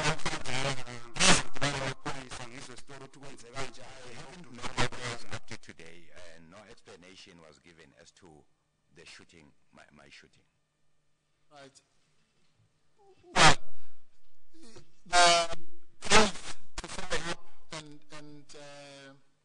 identify, the proof to follow up and identify your shooter or shooters, has that been carried through? Isethembiso sokuthi bazoyilandela lento bathole nokuthi le nhlapho wadutshulwa ngayo iqhamuka kubani ubuye kwenzeka lokho kuze kube namhlanje. Last year on the 17th, I have not met the police thereafter.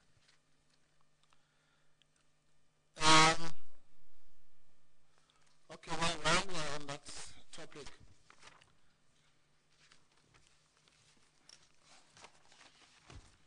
Sise kuleyo nkulumo.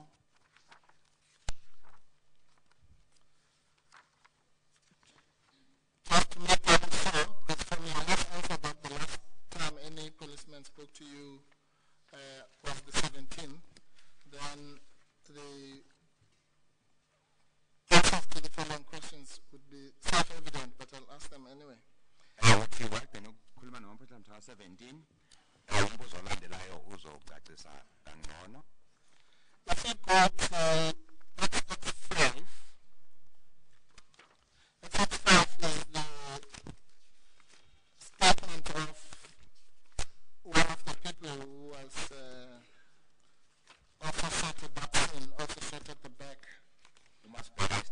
665 istatement esomunye walabo abadutshulwa ngalolo suku.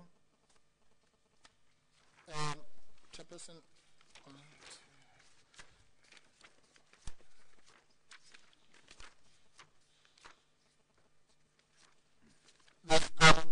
okay, let's read it from the back. It's the second page from the back of that statement. It's at the top, it says investigation diary. C5. Umasibheka la investigation diary na C5 masithi lapha yana phezulu.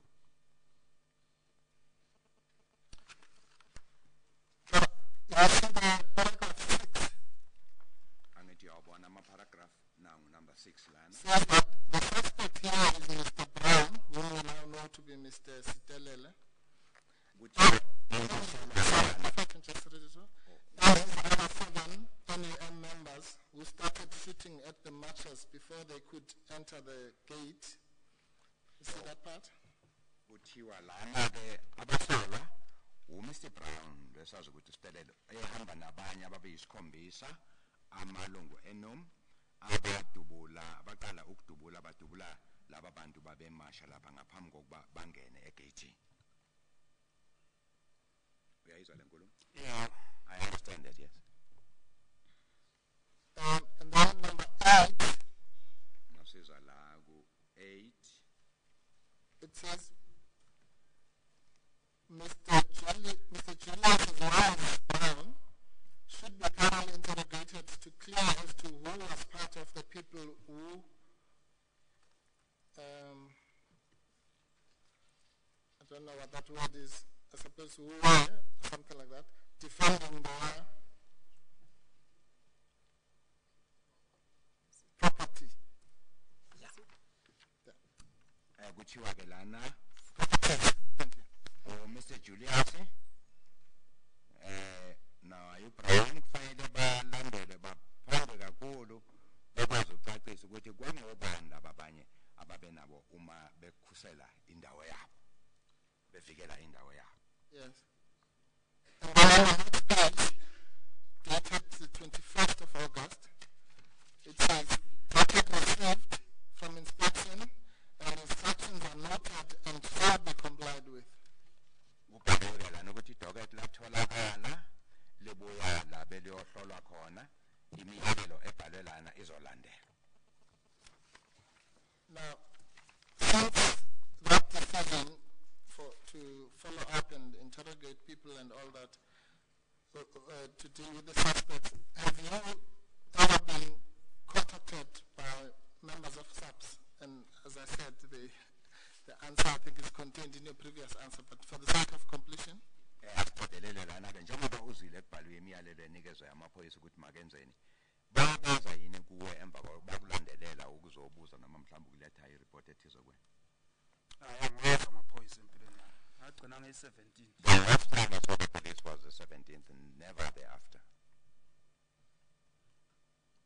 And I take it that you also have not been given any ID card of those 7 people or been shown footage of the NUM people who were involved so that you could identify your assailants. Kuze kube namhlanje ke awuzange uyiswe kwi-parade ID parade lekuthiwa ikhomba parade abantu bemesiwe yobakhomba noma mhlawumbe ukwazi ukuboniswa imifanekiso yabo. No, that has not happened. Ukubuka nje sengibuka kuma-DVD namamuva wenzeka. Khona kwenziwa ngamaloya not amaphoyisa. The only time I saw this was during the consultation with my lawyers when we saw this on video, not the police. And when you saw that on video from your lawyers, Uma uyibona lapha yana kumabona kude ku-video kubameli bakho were you able to identify some of your assailants, and what else were you able to identify? wakwazi ukubakhomba yini ukubabona labantu babenihlasela lapha yana nokunye mhlawumbe okuthize. I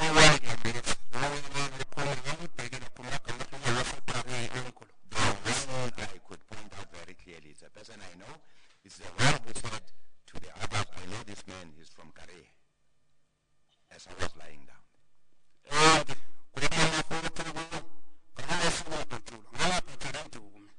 On the day, also appearing on the photos, on the day of my shooting, I had the theory. I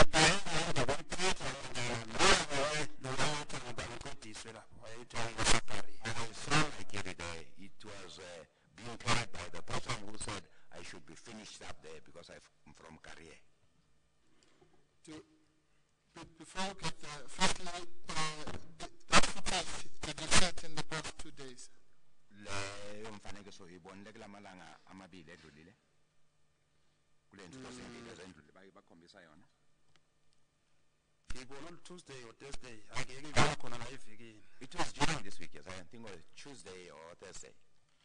Now, just for the clarification, you spoke about somebody, you spoke about, maybe because I saw the thing with you, but I'm not a witness. What did you just describe two separate people in your previous statement to the Commission? In your description of what you observed? Okulento njengoba wayibhekile lapha yena ukhuluma ngezehlakalo ezimbili abantu ababili behlukile awusichazela ukuthi wabonani nani. The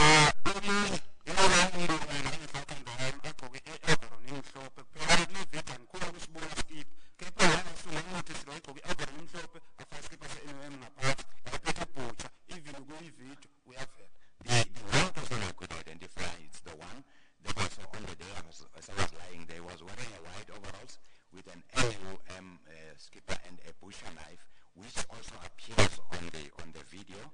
It's only the NUM t-shirt that is not visible on the video that I saw. Okwesibili, okunye okuchazile. The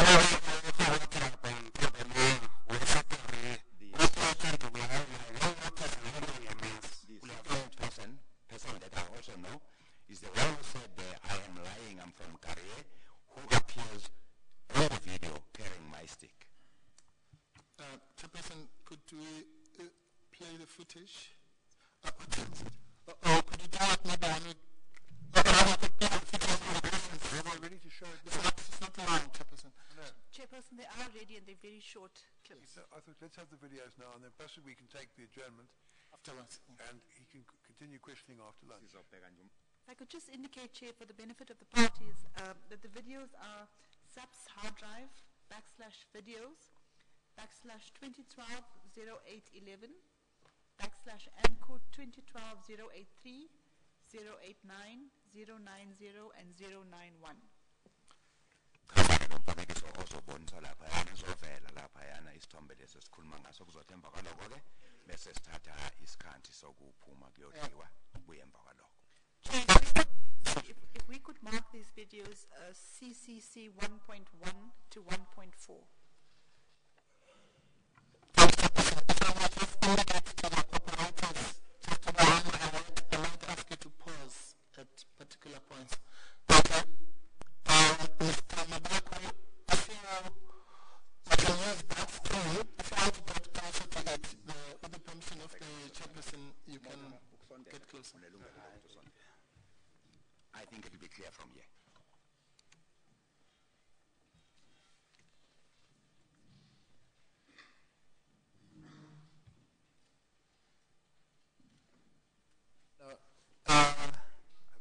Chairperson, can you just pause?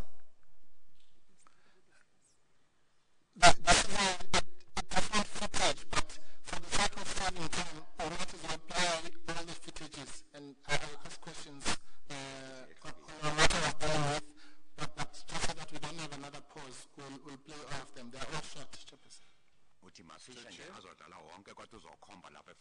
Before this footage is played, if it can just be stopped.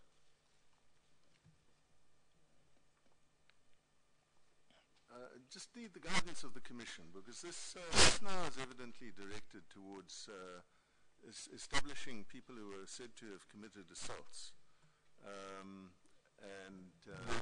In this forum, in a situation where none of this has been put to the witnesses who testified. And it might well be that, I don't know quite where this is going, that there are persons who may be pointed out by Mr. Maboyakulu on the basis of a video who have given evidence and who are really going to be greatly prejudiced in circumstances where none of that has been raised and it is now being dealt with in open forum. As I understand the evidence so far, the witness is able to point out two people whom he sees on the video. Mr. Mpofu, are you able to deal with Mr. Tip's point that it may be that one or other of those persons has already testified and now this has been put to him? Well, firstly, none of the people who testified featured in the video. Secondly, the identities of the people are not known neither to me nor even to the witness, except that he can point them out. And thirdly, I did raise this point with Mr. Sitelele about him, or rather, I might not have raised it with him. I think I raised it with another witness because I wasn't here for Mr. Stelele. But the point about there being 7 witnesses and all that was raised with the NUM witnesses. And the point now, which is the same point that is being made here, was simply that there had not been a follow-up rather than to pinpoint specific people. impikisana beyikhona la ukuthi mhlawumbe kungahle kuvela abantu la ongahle ubakhombe kungabantu abaye bafakaza la bangazange baveze leyo nto baphikise ngayo. Well, in the light of that, my objection with respect becomes a firmer one. We've had the assurance that none of the persons who has testified is featured in the event. The event itself, of course, was, or at least the presence of Mr. Maboyakulu was dealt with by one of the witnesses in passing, and none of the present contingents have been raised. But if the link of the purpose of showing this is to the paragraph in a different docket, which is XX5, relating to a different person, not Mr. Maboyakulu, to in some sense underline the existence of an instruction from an investigating officer that Mr. Brown, as he's called, and 7 other persons from the office must be interrogated by the police, then that is something for the police to do. This is, with respect, not a forum where some step in what might otherwise be a police investigation is to be dealt with in this way and in a public forum of this kind. Mr. Mpofu, I have a slightly different concern, which I put to you, as I put to you now. And that was, you will remember when one of the witnesses from NUM gave evidence, he said he knew who'd fired the shot, but he asked not to be asked, not be requested to mention it in the auditorium, just to fear that that person might end up the way the late Mr. Bongo did. I'm afraid that if you persist with this line of questioning, it's no good saying, I don't know the name, the witness doesn't know the name. If a picture is going to be shown, and the witness is going to say, that man there in the white overall, or whatever it was, is the person, it may well be that a number of persons present who will not know who the person is, and the very unfortunate consequences, unacceptable consequences, which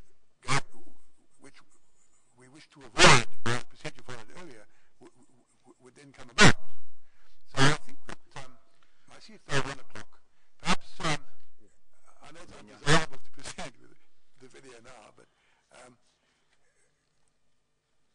and it's undesirable to interrupt it, but I think in the circumstances, in the light of the point I made to you, perhaps you and Mr. Tip could discuss this over the lunch adjournment, which I will make, and we will resume at 1:30. Okay, so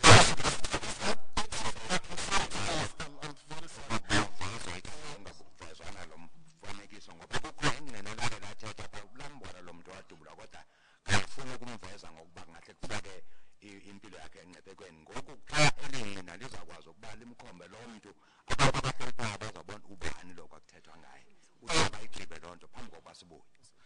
Sorry, Chairperson, just to try and save time. Thank you, Chairperson, for the guidance. What I wanted to point out now is that, depending on what discussion with Mr. Tip, of course, one of the suggestions that I will put to him, because it is a You have to mention it now there to us. You could... But I find it so that because when we come back, or is that if we come back and play this without the gallery being filled, then I will come and let you know in chambers, Chairperson. Thank you for mentioning that. Mr. Semenya put his microphone on. I think he wants to say something before we take the adjournment that I've already announced. Chair, this is critical to the terms of reference. And the agreement between Mr. Mpofu and Mr. Tip should not circumvent what is critical. Unless Mr. Tip is of the view that they will admit on record that the individuals are indeed who they are. Secondly, that they are NUM officials, and we can then see the possibility of the footage not being done. But we cannot lose the opportunity of direct evidence implicating NUM.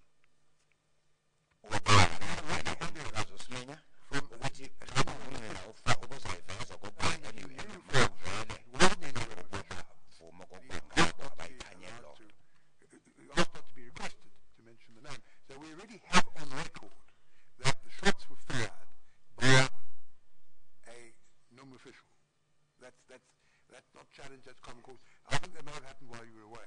So the concern you raise now, I think, already falls away. But perhaps if you want to be part of the discussion between Mr. Tip and Mr. Mpofu, I'm sure they'll allow you to do so. Mr. Butler, you also want to contribute at this point before we take the adjournment? No, I have nothing to contribute. Well, I think we better resume at 25 to 2.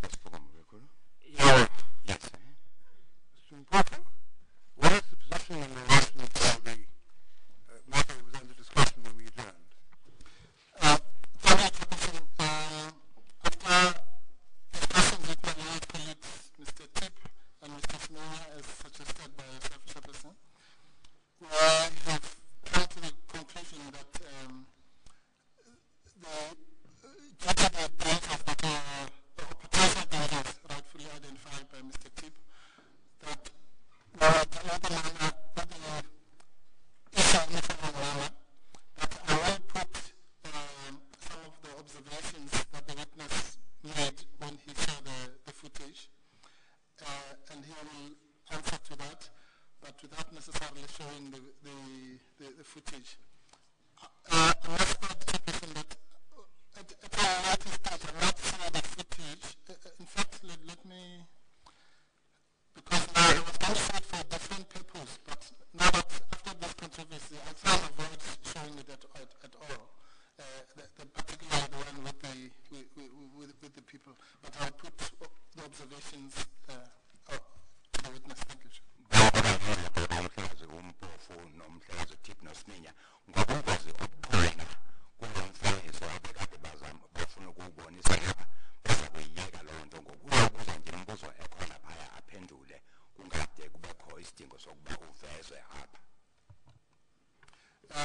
Mr. Marikana, you have already testified that when you saw the footage in the presence of your lawyers, you were able to identify two of the people that you claim were involved in the assault that occurred after you had fallen down. Is that correct?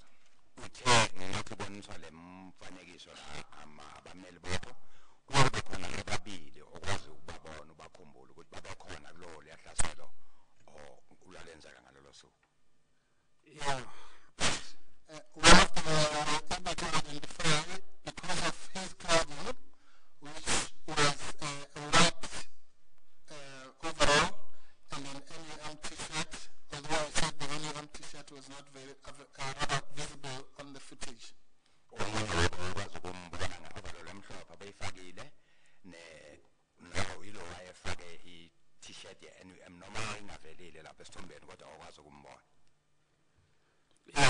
Yes.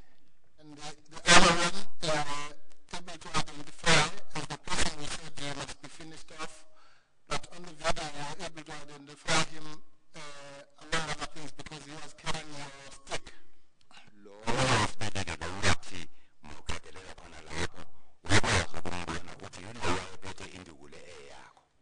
Yeah.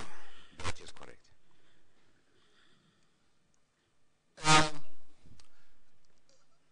The other purpose for which I was going to play the video was that in that footage one can see various weapons, including pounders and spears. Did you observe that in the footage? And there were sticks. More sticks than those things.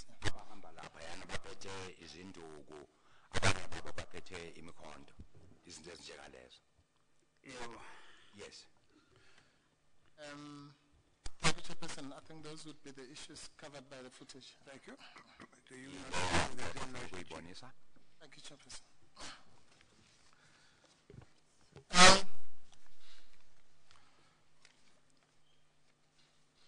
You testified that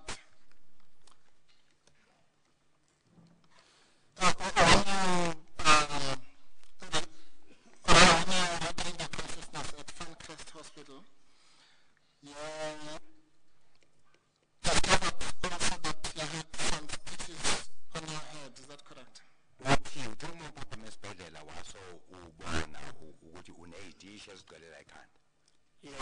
Yes.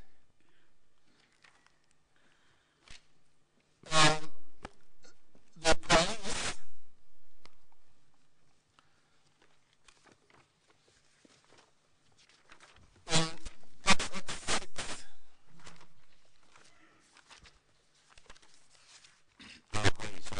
in XX6 there's an answer to XX6 person which is A1.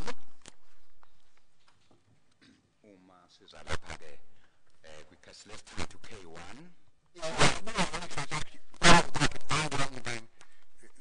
last thing has been the statements filed in the docket. A1 is in fact the first statement filed in the docket. It's where Richard somebody. Richard Tong. A1 is that man, Richard Dong. it looks like an African name which I can't read. The first name Richard looks like Tong. Tong is the name. That's the one. Thank you, Chairperson. It's his statement, which was the first statement in the docket. Yes. Just at the bottom of that statement, it says the following. We found African male lying on the floor behind the wall, on his stomach facing eastern side, bleeding on his head. There was injury on his head and on the right side, at the back, on top of his waist, next to the spinal cord, there was a gunshot wound. Uchaza kanjalo ukuthi bathola indoda yomlisa lapho umuntu onsundu owayelele lapha ngasemthangaleni ebheke ngasemthangaleni waye ujuliwe la ngasemgogodleni kukhona inqaba lesibhamu. And then, a kind of Setswana version of your name, and the address, and date of birth, and then it says that you are wearing a white t-shirt and a grey, I suppose grey trouser overall with reflectors on both legs. Would that be a short description of what you are wearing? Basebechaza-ke lo muntu abamthola laphayana babhale igama lakho la noma babhale ngesitswana njena basho nokuthi uhlala kuphi enkaning settlement usebenza kuphi basho nokuthi wawugqoke i-t-shirt emhlophe ufake ne-overall enama-reflectors lezinto ezikhombisayo ebusuku kunjani? Yebo. Yes. Now, We can also, he doesn't mention the hours, but I think it appears to me that we don't have to waste more time on it, that he was found at the workshop. He's the person who was found in the yard of the workshop. I think it's called Skagen. Skagen, yes. It looks from the description as if That's correct. as if he is the person who's found there. Yeah, he's that person. That's correct. Baphikisana-ke nokuthi yilobo bakhuluma ngaye owatholakala lapha ngase-workshop kwaSkagen ukuthi wena lo. You are not in the middle of the workshop, Mr. Mabakulu, but you testified that you crawled into a particular fence. Was that the fence to a workshop nearby? Uthi lo mthalakalo wangena phansi kwawo yilo oya lapha kule workshop noma ungalazi igama la. Yebo. That is so. Thank you, Chairperson.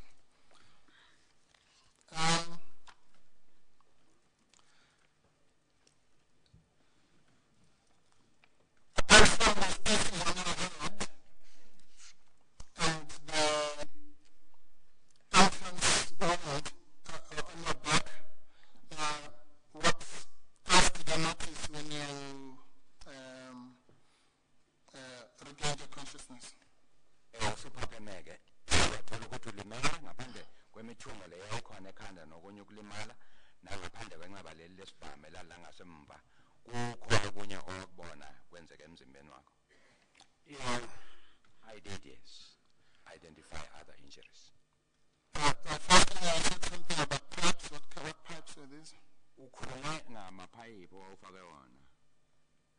Yebo. Yes, I spoke of pipes. Yeah, what pipes? Kwakuyini awusichazele?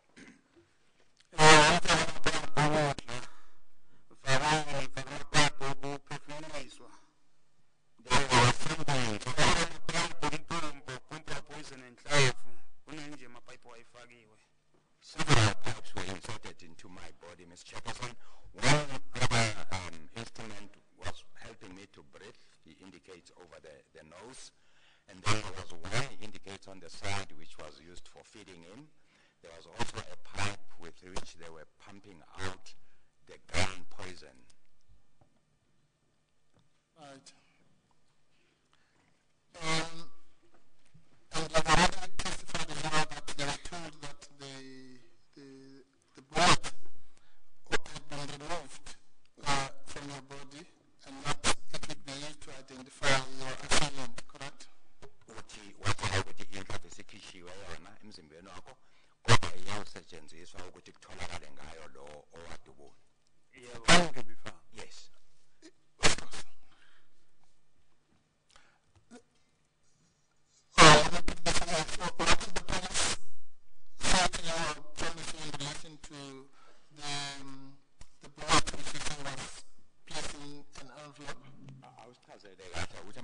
wathini ethembisane ngale mhlabe ayitholekele kuwe? wathembisile ukuthi if baphuma lapho befresha lenhlavu ama-fingerprint ubani ngidubulela ngisandasana nokuthi if ngiphuma ngayithola ama-results akhona ukuthi kwenzeke njani. They promised me, Mr. Chairperson, that this bullet would be used to trace what he calls the fingerprints as to who is it that used it, and that I would be given a report on my discharge from hospital. Did you also find that an operation had been performed on you in the process of removing the bullet? Uyatholakala nokuthi kuye kwenziwa ukuraqha benza i-operation ngenkathi bekhipha le nhlavu kuwena? Yeah. Yes.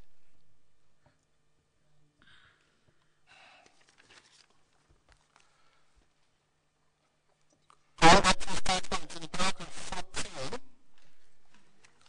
So you have to read it out. I mean, I think you can read to confirm the whole statement. But, if you consider it necessary, I won't stop you. But, okay. So, yes, it's the short one, yeah. You said that since then you have never completely healed, and I now have a bloated bubble of skin on my stomach, which is expanding in size over the months. The soft skin covering my wound keeps on expanding to the extent that my intestines are visible from the outside. When I lie down on my back, the bubble deflates. This big bubble that is now part of your stomach, can you show the commission what it looks like? It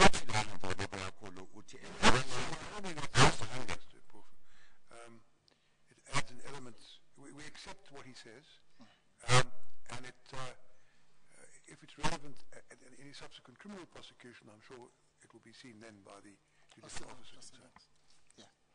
Uthi umnginisihlalo ngiyadinga ukuthi usikhombise lapha babukhona ubufakazi lokho kuzothi-ke uma sekiwa ecaleni lena kube bona abazobhekisisa kahle kodwa futhi wena la esitatimendeni sakho kusuka leso sikhathi kuze kube manje awuzange uphinde uphole uye wathola ukuthi isikhumba sakho la esisini sikhukhumala isikhumba lesi esithambile esivale inxeba leli siloku siyongezeka uthi namathumbu ngaphakathi kwesinye isikhathi I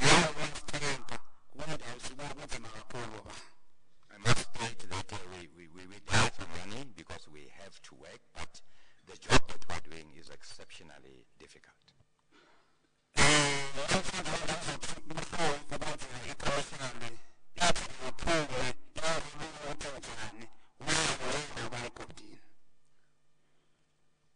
would have liked the commission to see how I look like, and that is why the reason why I refuse to go underground.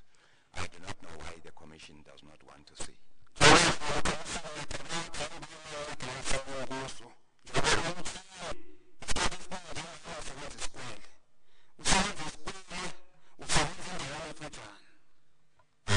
Mr. Chairperson, I was hoping that the commission would possibly be of assistance to me in my condition. The kind of job I do is one which is called a square.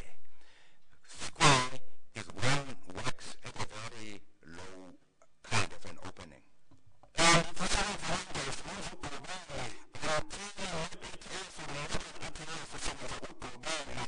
Working there, Mr. Chairperson, one's work in a position where you are always bending, where you might be forced to work in that bending condition for up to 8 hours.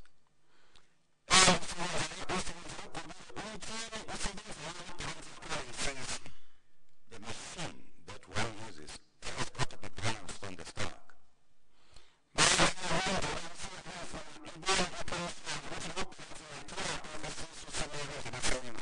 The reason I wanted the commission to see my wound is that somehow or other I still have the ability to balance this machine as I'm supposed to. That is all. Mr. Mabuyakulu, I want to explain to you, we haven't got any power as commission, to order London not to force you to go back to your work as an RDO.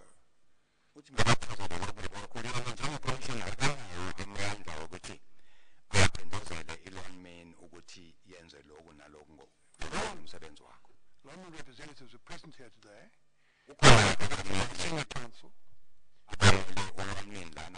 ummeli omkhulu oyi-senior counsel. And I suggest that you get your legal representatives to speak to the representatives of London at the end of the hearing today, to ask London to reconsider the matter and possibly have you examined by a specialist doctor to advise as to whether what you say about your ability to do the work is correct.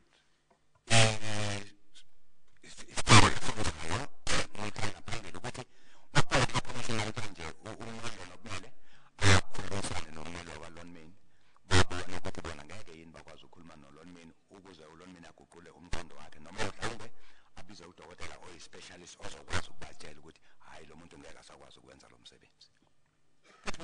Say around doesn't mean that we don't believe you. On the contrary, we accept that you have the injury that you've described. Ukuthi ayifuni ukubona ingabalela kwayo ukuthi yalo kwelibona ukuthi khona kusazo bathuma phambi kwayo obamukelekayo siyamukela ukuthi unalo ukulimala okunjalo. Proceed, Mr. Mpofu. Yes, sir. Thank you. I understand, Mr. Chairperson.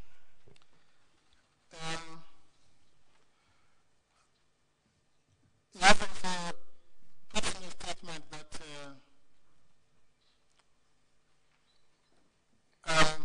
okay, I'm on 2 lines, Chairperson, about but okay, I'll let it go. But you have also testified that you yourself have made an effort to try and avoid having to go underground, including taking classes of adult-based education and training. Uyawenza imizamo yokuthi ungasabuyisela emgodini ngokuthi uyawabhalisa izifundo lezi ze-adult basic education uzama ukuzifundela ukuthi kwazisebenza kangconya. Yes.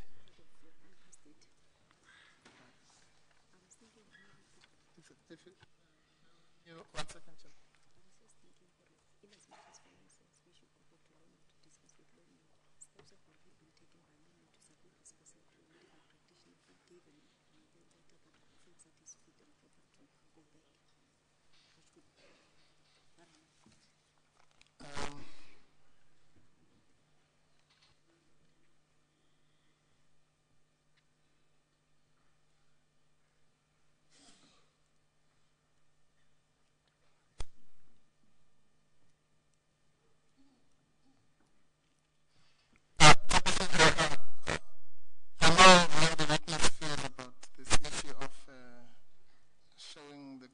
His wrongs to the Commission, but I'll take instructions during the tea break on it.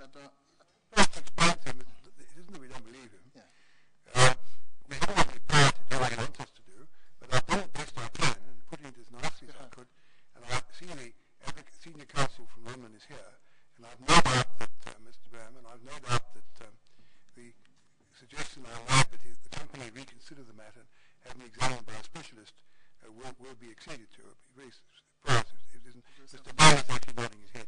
So you can infer that the witness that the best that could be done for him in that regard has been done. Do you have any more questions? Yes.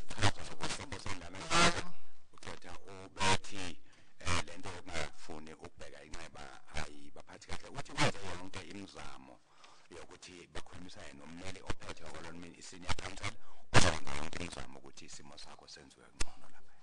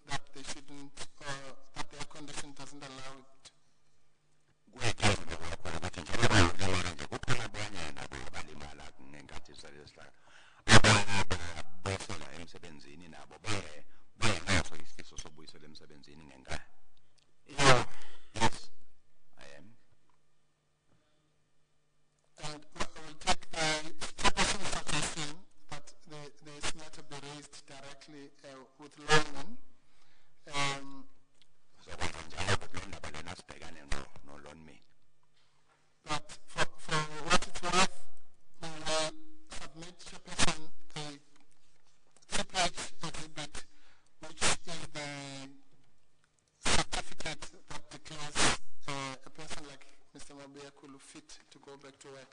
Hopefully when our drivers come, we'll then use this as the basis. Thank you. Siphethe istatement laphayana singamaphepha amathathu And ukuthi nibuyele emsebenzini. Triple C 1 to 4 is not being persisted in, is that right? So we can use triple C 1 as the exhibit number for this document you want to hand in? So, Mr. Monroe, triple C 1 to 4 is not being persisted in at this stage anyway. Not at this stage, no, Chief. So it would be triple C1. The certificate of fitness to perform risk work, which I see is signed by an occupational health nurse or doctor. Triple C1 then, what? I-exhibit CCC1 isifike esithi loyo muntu igama lakhe libhalwe laphayana usekulungele ukubuyela kulowo msebenzi oyingozi. Sisayine laphayana umuntu ophethe kwezempilo laphayana.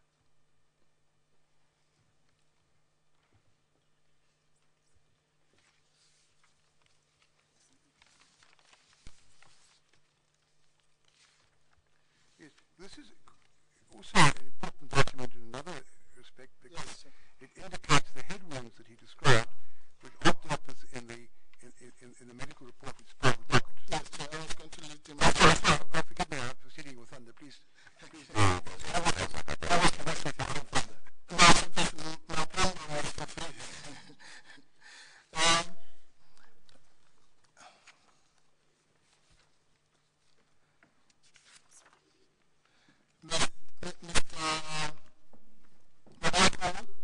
Apart from the front page of Triple C1, We unfortunately don't have it. oh, you don't have it yet?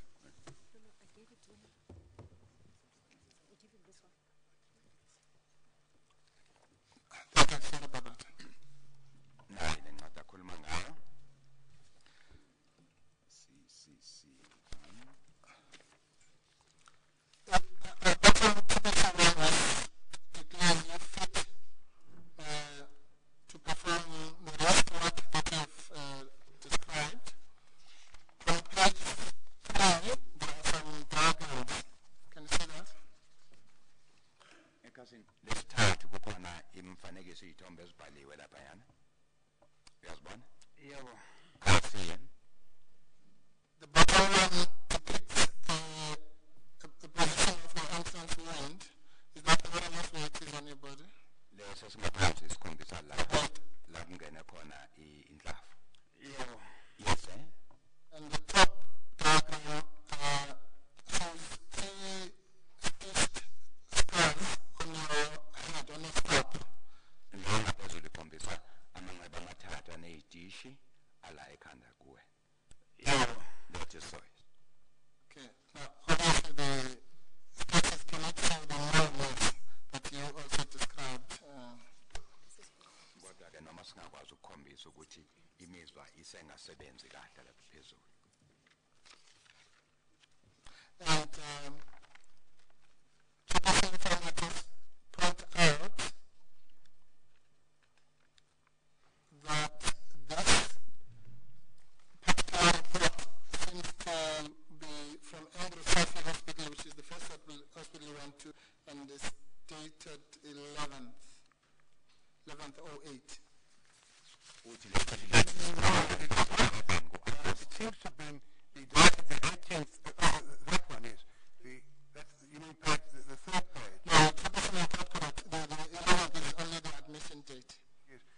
This document, the first page is dated the 18th of January this year. Correct, yes. And then the medical information which is attached is dated the 11th of 08 on the first page at 9:45, which is presumably the admission time. ngomhla 11 August ngenkathi ongena ngaso. What I also see has been pointed out to me by Advocate Tukota is that the foot of the first page, it says, an employee may appeal against the medical finding of the medical practitioner to the medical inspector of mines. So I don't know if he's done that, but if he hasn't done that, he would have the right to appeal to the medical inspector of mines against this declaration that he's fit to work. Correct. So it's another route, and again, it's an area in which we can't really interfere.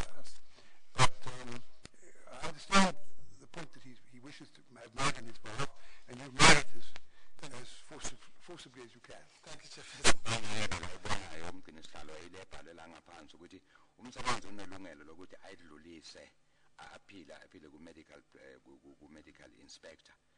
Isinqumo leso senziwe ngaye la uma angahambelani naso maqondana nempilo yakhe ukuthi enye indlela ezingalandela.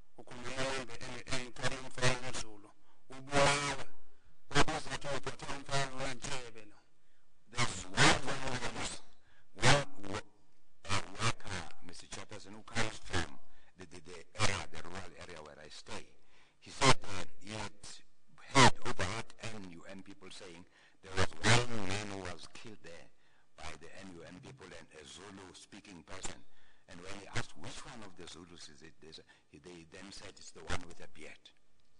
So he came to see me.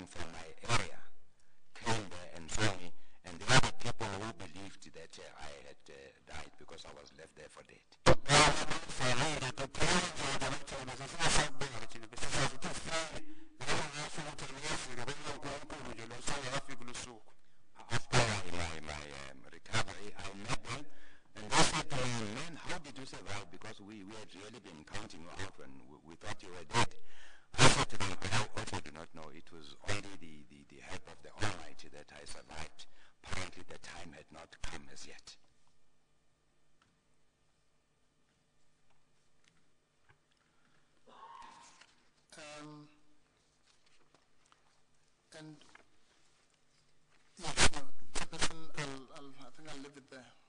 I'll go for the questions. We wish to reserve our position, and it's been agreed with the other parties that they'll cross-examine first, subject to the consent of the Commission. Yes. Does the Afterwards, if necessary. Does the agreement indicate who's going to cross-examine first? Mr. Semenya, I think, is to go first, and then Mr. Tip.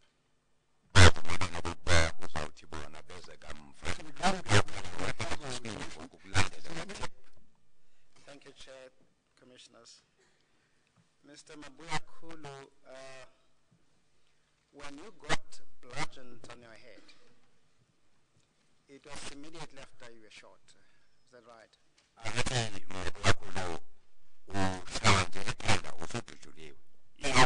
Yes. You're already immobilized. That is correct. Some of your co-workers had fled away.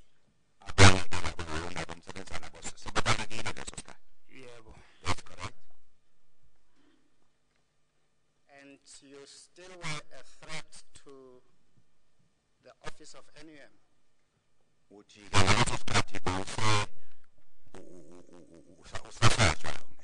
Office NUM. Uthi laba NUM ngaleso sikhathi usuleyo laphansi labanye sebabalekile basaba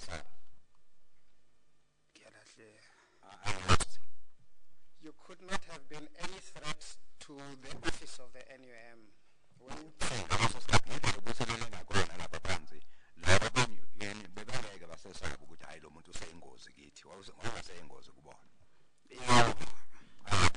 when you are being bludgeoned, it is not in protection of an NUM office, is it?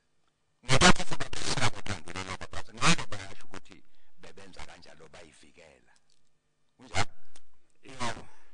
agree with you. So you can give us an estimate, how far from the office are you, where the workshop is? Ngaleso sikhathi ke benisebenza ne-office lady lapho kukhona i-workshop lena.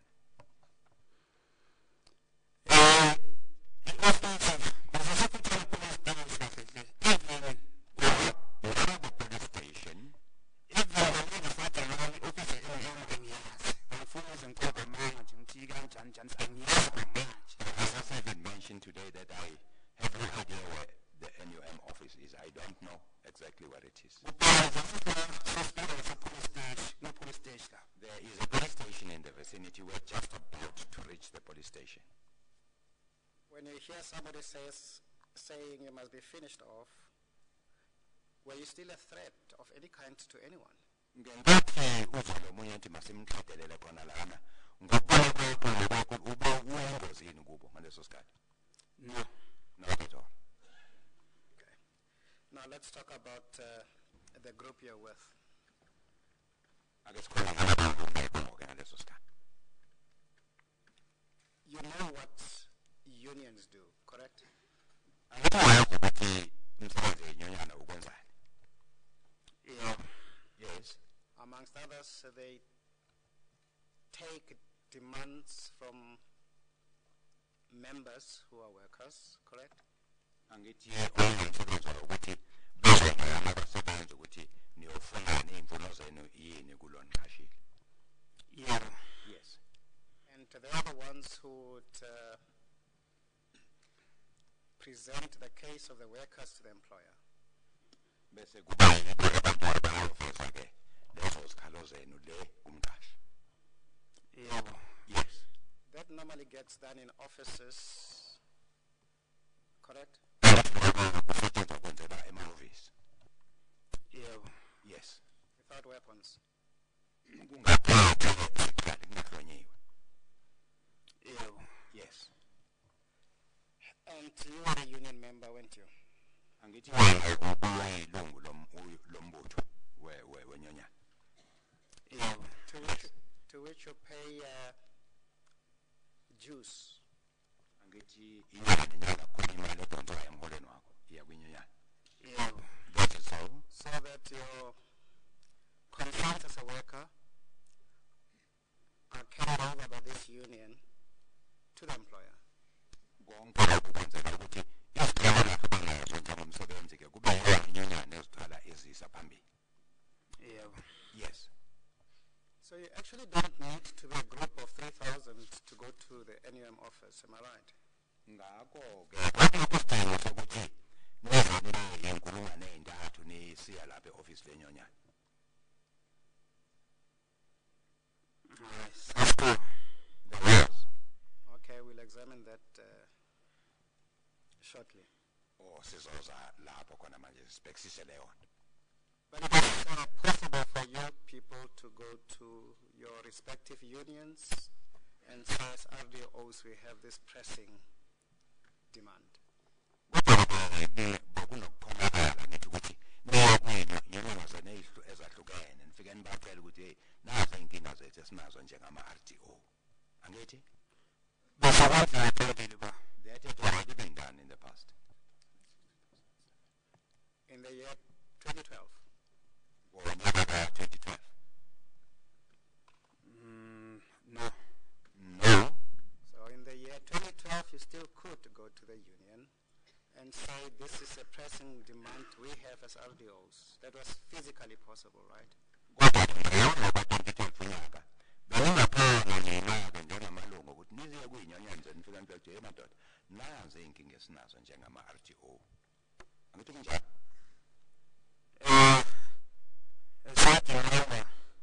Lokho bekunzima. Lokho sibhekile sicela ehlukene.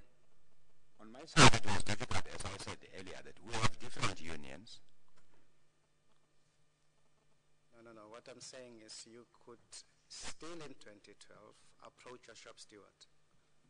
into echazayo yilona ukuthi wena-ke ngo-2012 ubungena kuyi-shop steward ekuphethe. Ngingabuza ngoba iproblem yethu i-union lebephethe thina ayikafakwa empompini wenu kube ngibe usikhulumela ngemali. I understand the way you put it, sir, but the union to which I now belong, AMPO, is still not part of the recognized unions to represent us to the employer. So you couldn't go to anybody and say, I have this request as an RDO. Ngakho umuntu obongaphephela kuye uyamcela ukuthi sinenkinga njengama-RDO. On our side, yes, we decided to get to the employer directly for him to help us. Okay. You did know, did you not, that if you engage in an unprotected strike, you stand risk of dismissal? Ubukwazi ukuthi uma ungenela isiteleki njengalesi esingekho emthethweni esingagunyazwanga ningahle nilahlekelwe umsebenzi. I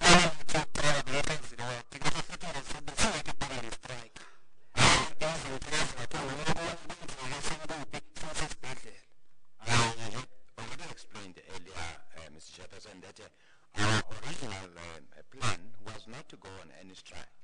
I can't explain what later happened because I was then in hospital. No, that can't be correct, Mr. Mabuyakula. When you were marching to the NUM office, there was already a decision to go on strike. Am I right? Ngenkathi ngisiya office lenyonyana le NUM, sasesenzile isinqumo sokuthi nizongenela isiteleka. Akuzwakali? Sazenziwa. Yes. So you did know that you are engaged in an unprotected strike. Wasazi ngaleso sikhathi ukuthi okwamanje njengoba sihamba nje sisesitelekeni esingekho emthethweni. Yeah. Yes. Now, if your true intentions were to go to NUM to tell the union, to ask the union why it is that they don't allow the employer to talk to you, why do you need 3,000 of you? Uthi uma kunjalo kwakuwubona phana kwi-office leyo NUM niyabuza ukuthi amadoda yini senqabela ukuthi umqashi akhuluma kwakudingeka yini ukuthi nizembe iy'nkulungwane ey'ntathu. Yeah. Yes, it was necessary. It's a request that can be articulated by the group of 5 leaders you had. Leso sicelo besingeke senziwe yilabo abahlangane yena nibakethile. They could, yes. Let us step back. Mr. Da Costa, in one of his statements, is saying that NUM had very little presence at the career mine. Masikiye kwistatement sakuthiwa uDa Costa. Uthi uDa Costa namalunga amancane laphayana at career mine. Estrikeni or ekaria ngiswa. Was it during the strike or at the career mine? During the strike. Uthi ngaleso sikhathi sesiteleka. I don't know. So why don't you go to your shop steward?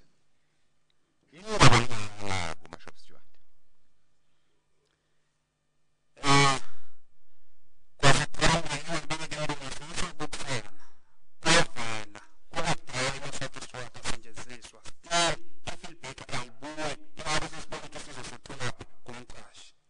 I have explained earlier, so that the shop stewards had been approached quite several times in the past, but no feedback was made, and the decision was then made that the best is to go to the employer. But 2006, 2007, when that happens, there is no AMCU. ngo-7 makwenzeka yonke leyo nto i-AMCU ibingekabi khona. I wasn't employed that landman yet. Precisely my point. So why don't you go to your union, which is AMCU now, which has never refused to take that type of request? Why don't you engage them? Ngoba union wasokuwa ngaleso sikhathi i-AMCU bengabalanga ukuthatha lesi sicelo senu isise phambili yini ningayanga kuyo?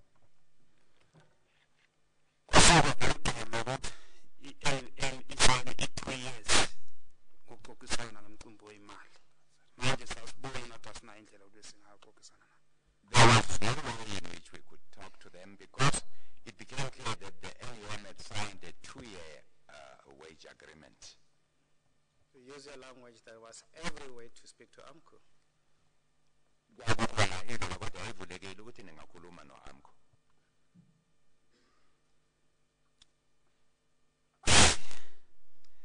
No. Don't do that to me. I'm distracted. And the reason is? Isizathu sithini?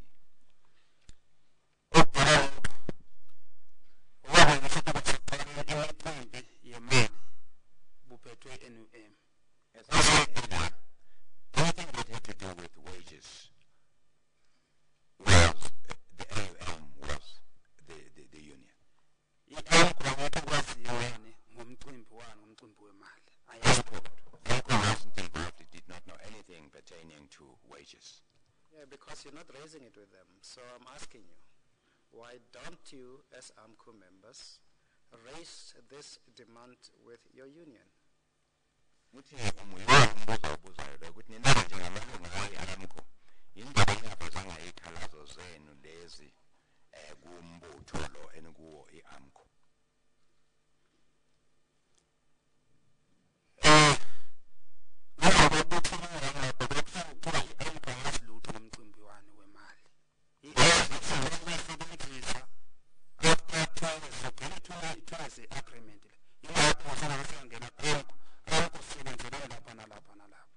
The decision was made during the discussions was that the AMCU was not yet involved in negotiations pertaining to wages.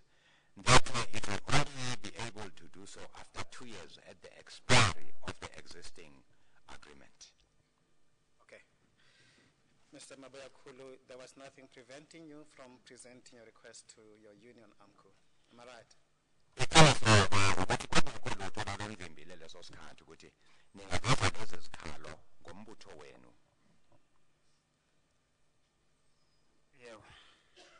Yes. You just elected to act outside the legal framework. Nazenzela nini isinqumo sokuthi masiyithathele thina izinto ezandleni zethu. Ukuchaza ngeke kwakhona lapho emthethweni report we-AMCU sinama-RDO explain kuna-RDO reports kuna-NUM depository kuna-RDO e-AMCU notary kuna-RDO kunombutho manje lokho kuvele kusenza ukuthi singakwazi ukudibana. What made us not be able to come together is there were RDOs which belongs to AMCU at Kariye, there were RDOs that belongs to NUM at AMCU, there were those that were non-unionized at Kariye. Talking about you, Mr. Mabuyakulu, Lapha ngikhuluma ngawe ngokwakho. you elected not to use the bargaining structures to press for your demand. Nanza nathatha nendababhane isinqumo sokuthi asinasebenzisa imbutho lana sizozenzela thina. Yeah. Yes. Now let's examine what you do next. You elect 5 members to represent you. Manje ngicabanga ukuthi kwasekhethwe amadoda amahlaya ukuthi kuyoba yibona bazonikhulumela. Yes. And these representatives went and met what you say is the white men to present the request, correct? Uthi amadoda amafana ayaqhubeka kabe sedibana nomlungu laphayana. Asenikhulumela kunjalo? Yes. present your request. nani bathembile ukuthi hayi bazokwazi ngempela ukuyibeka phambili ikhalo zethu la.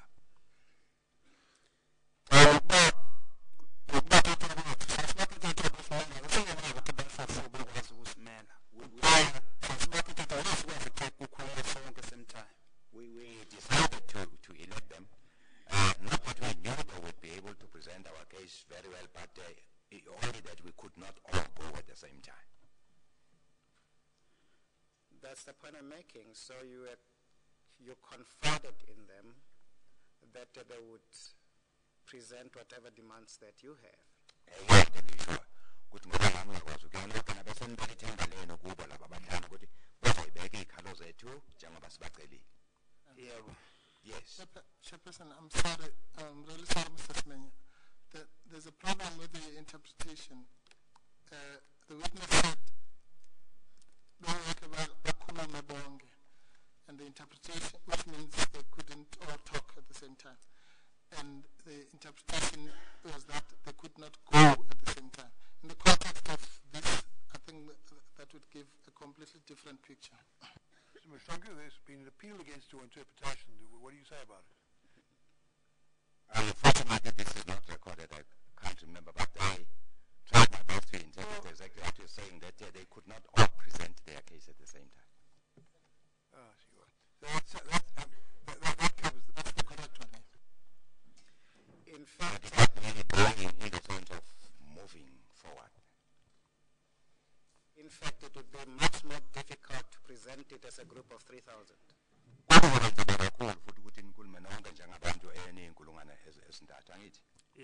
Yes. All the better, there were just 5.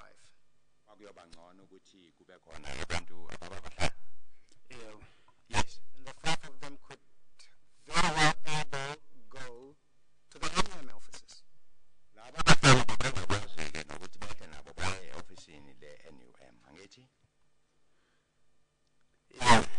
Yes. And they can do it without any display of arms.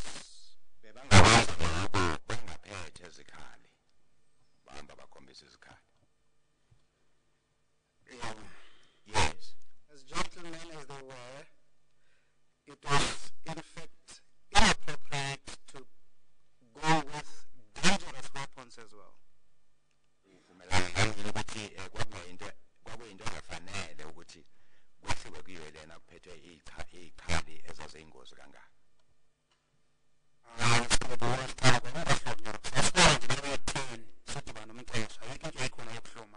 I don't remember any arms that were there. It was just like on the 10th when we went to see the employer.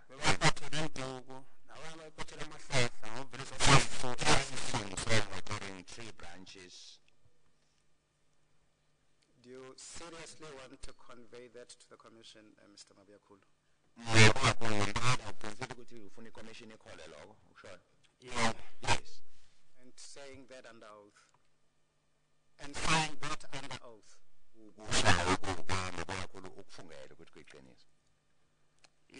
Yes. Might I request to play that earlier clip that I indicated to Ms. Pillay? Uzaqala ukuthi kuphindiswe umfanekiso lana obewucele lapha kumama uphinde ukuthi kuvele lapha yana njengoba nani yana. Chair, if I could ask that clip 89 be showed. Clip 89. And that would be marked CCC2.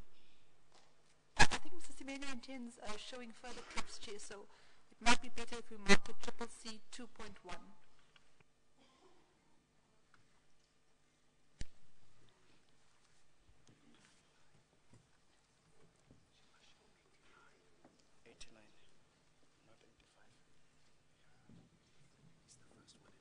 Sorry, just hold the video there. Just take it. Sorry, take it back a little bit.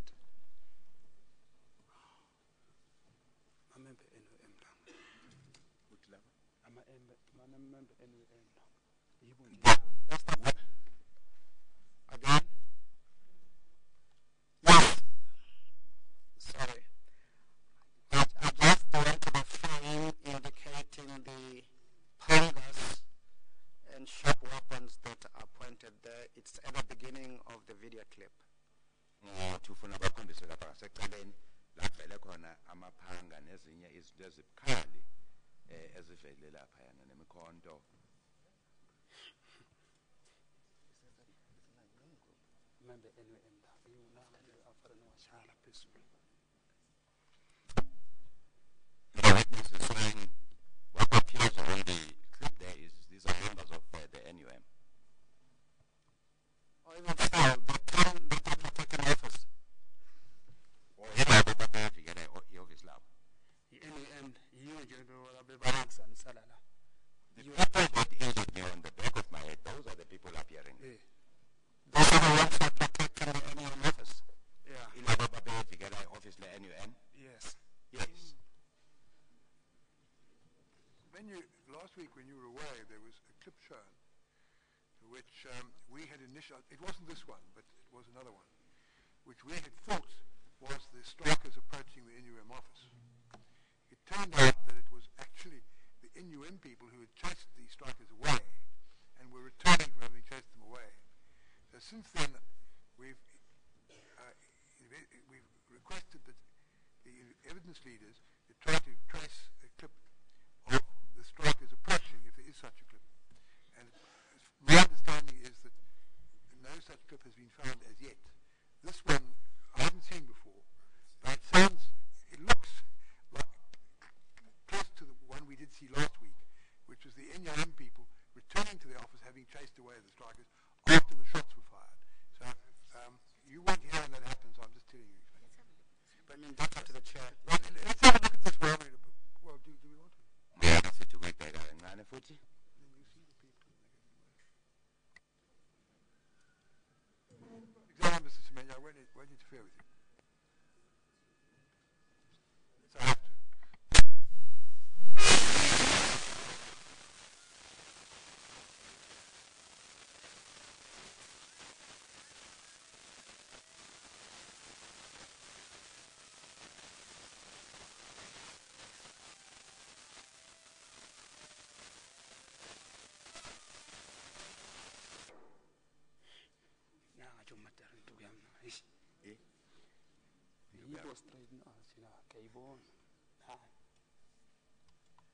Witness also indicates that on that picture is... I don't think we need to say anything beyond just looking at the weapons. Okay, Chair, I can proceed from here.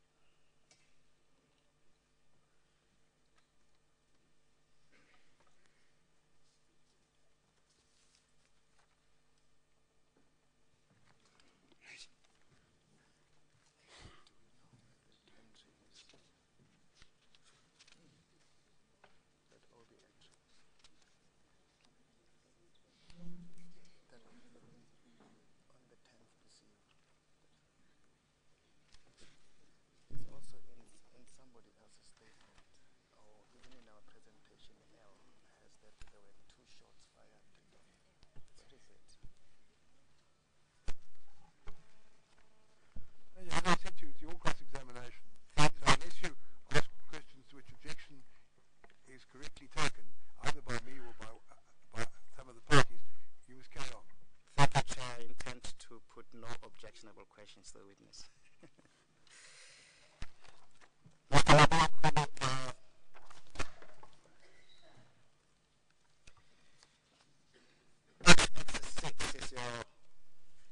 Is a statement you say doesn't bear your signature, am I right?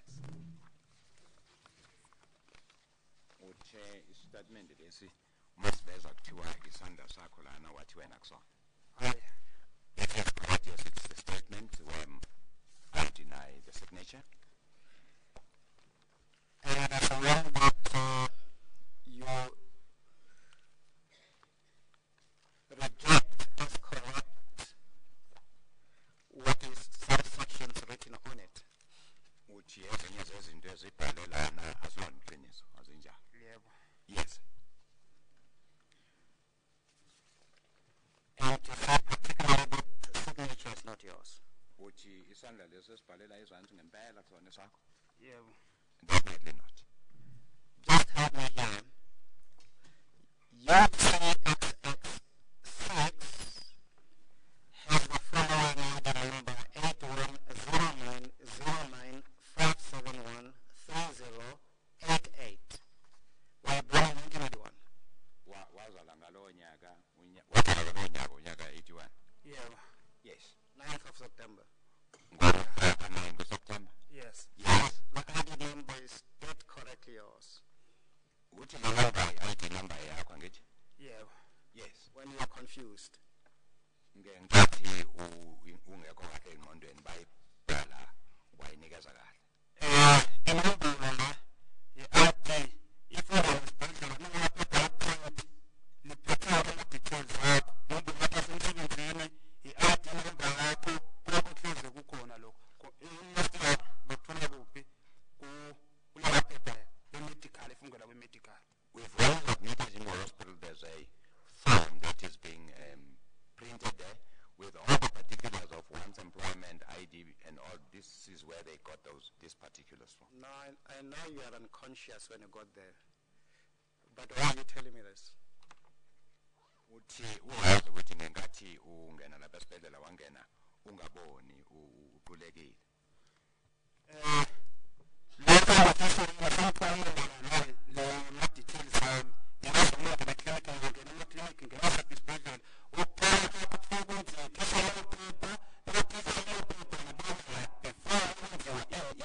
What I know, even in a clinic when one goes in there, the first thing they do is take the paper, complete your particulars, and they remain there. Yeah, but why are you telling us that? Uthi sitshelelani lokho manje?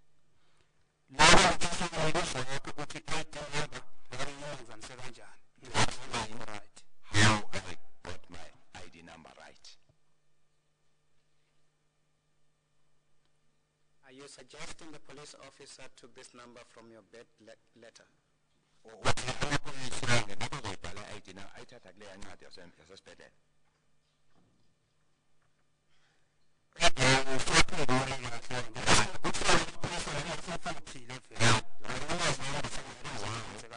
Because when the police arrived there, he wasn't in the right state of mind. He says he was floated.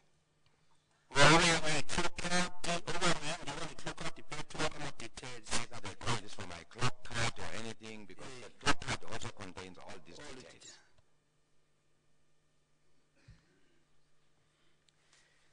Mr. Mabulakulu, that statement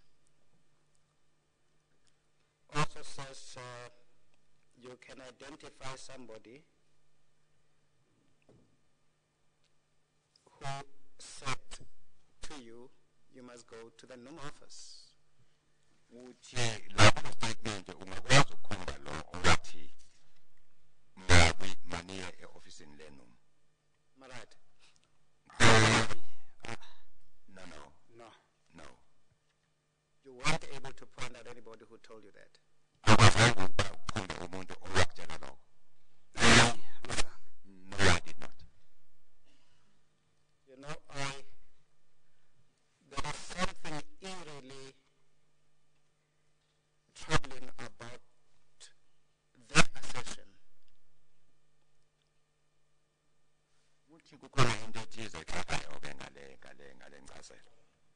You said that the commission, we here, as has already been pointed out in the presentation, the night of the 10th, there is a recording of shots being fired, and the police were unable to track where those shots were fired from. You can't dispute that, can you?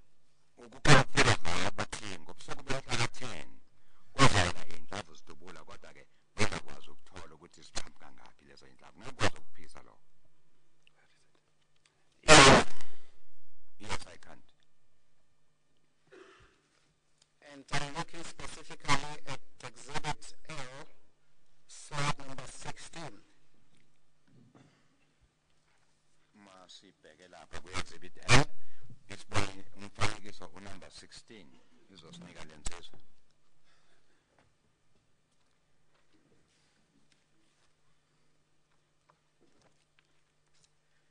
So we have flagged it as a disturbing happenstance that in this statement, the reason for going to the NUM office is because Alco thinks that they were shot at the night before. Ngiyithola ukuthi ingachaze kahle ngoba iAMCO ithi iya laphayana ngoba yayidujuliwe ngalobo busuku.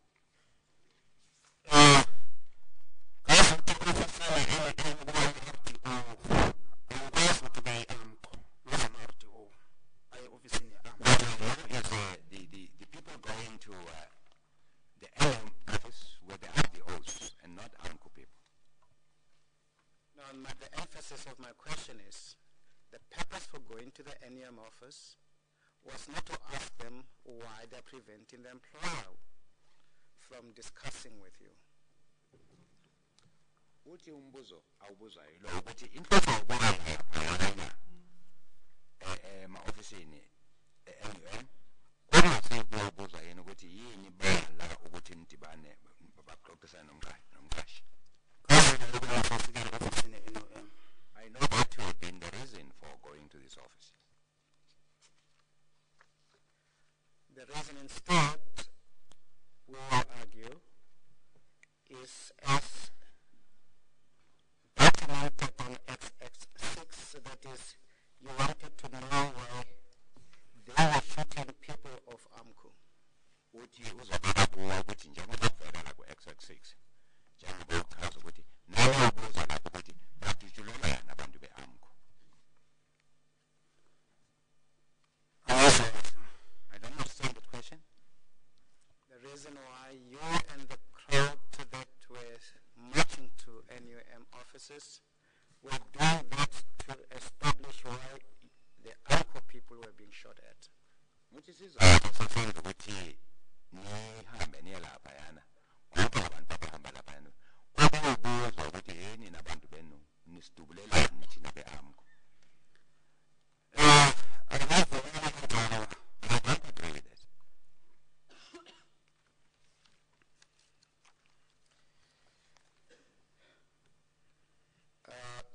Mr. Boy was one of those people who were appointed as part of the leadership of the RDO protesters, am I right?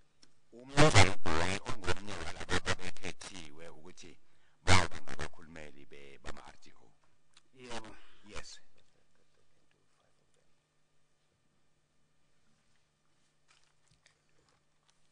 And he was part of the leadership of the protesting RDOs. Wayengomunye wahola labo abaqhankqalazi labo babesitelekeni bama-RDO. No. You want to reflect on your answer? Ufuna ukucabanga niki thuba lokucabanga.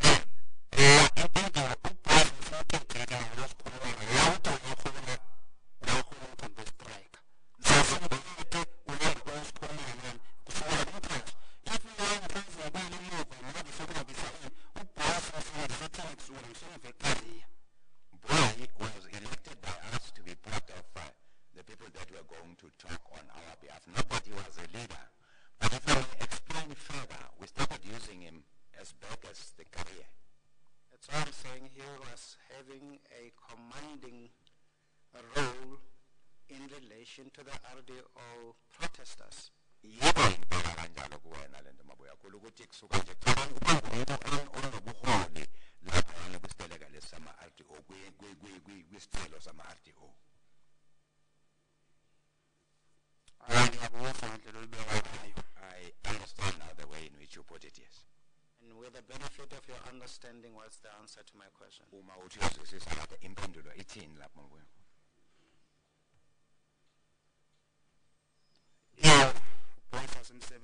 That's why I used boy. As part of the leadership. Msebenzisa njengomunye wabaholi.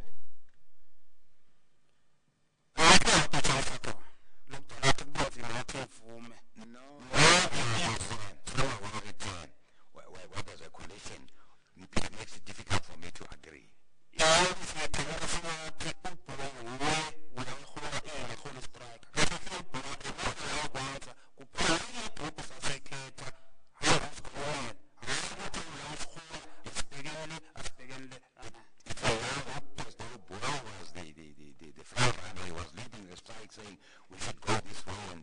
this way.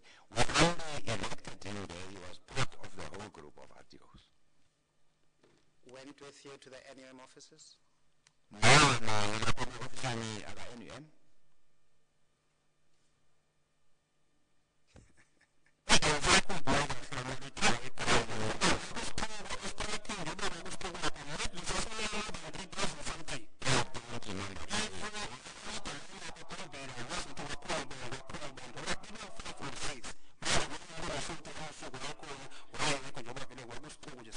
It was a very big crowd, 3,000 and something.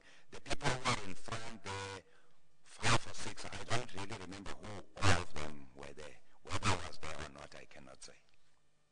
Those are the questions we have for the witness, Chair. Tip, do you want us to take the tea adjournment before you cross-examined, or do you want to ask a couple of questions before that? It would be convenient to take tea now, Mr. Chair. Yes,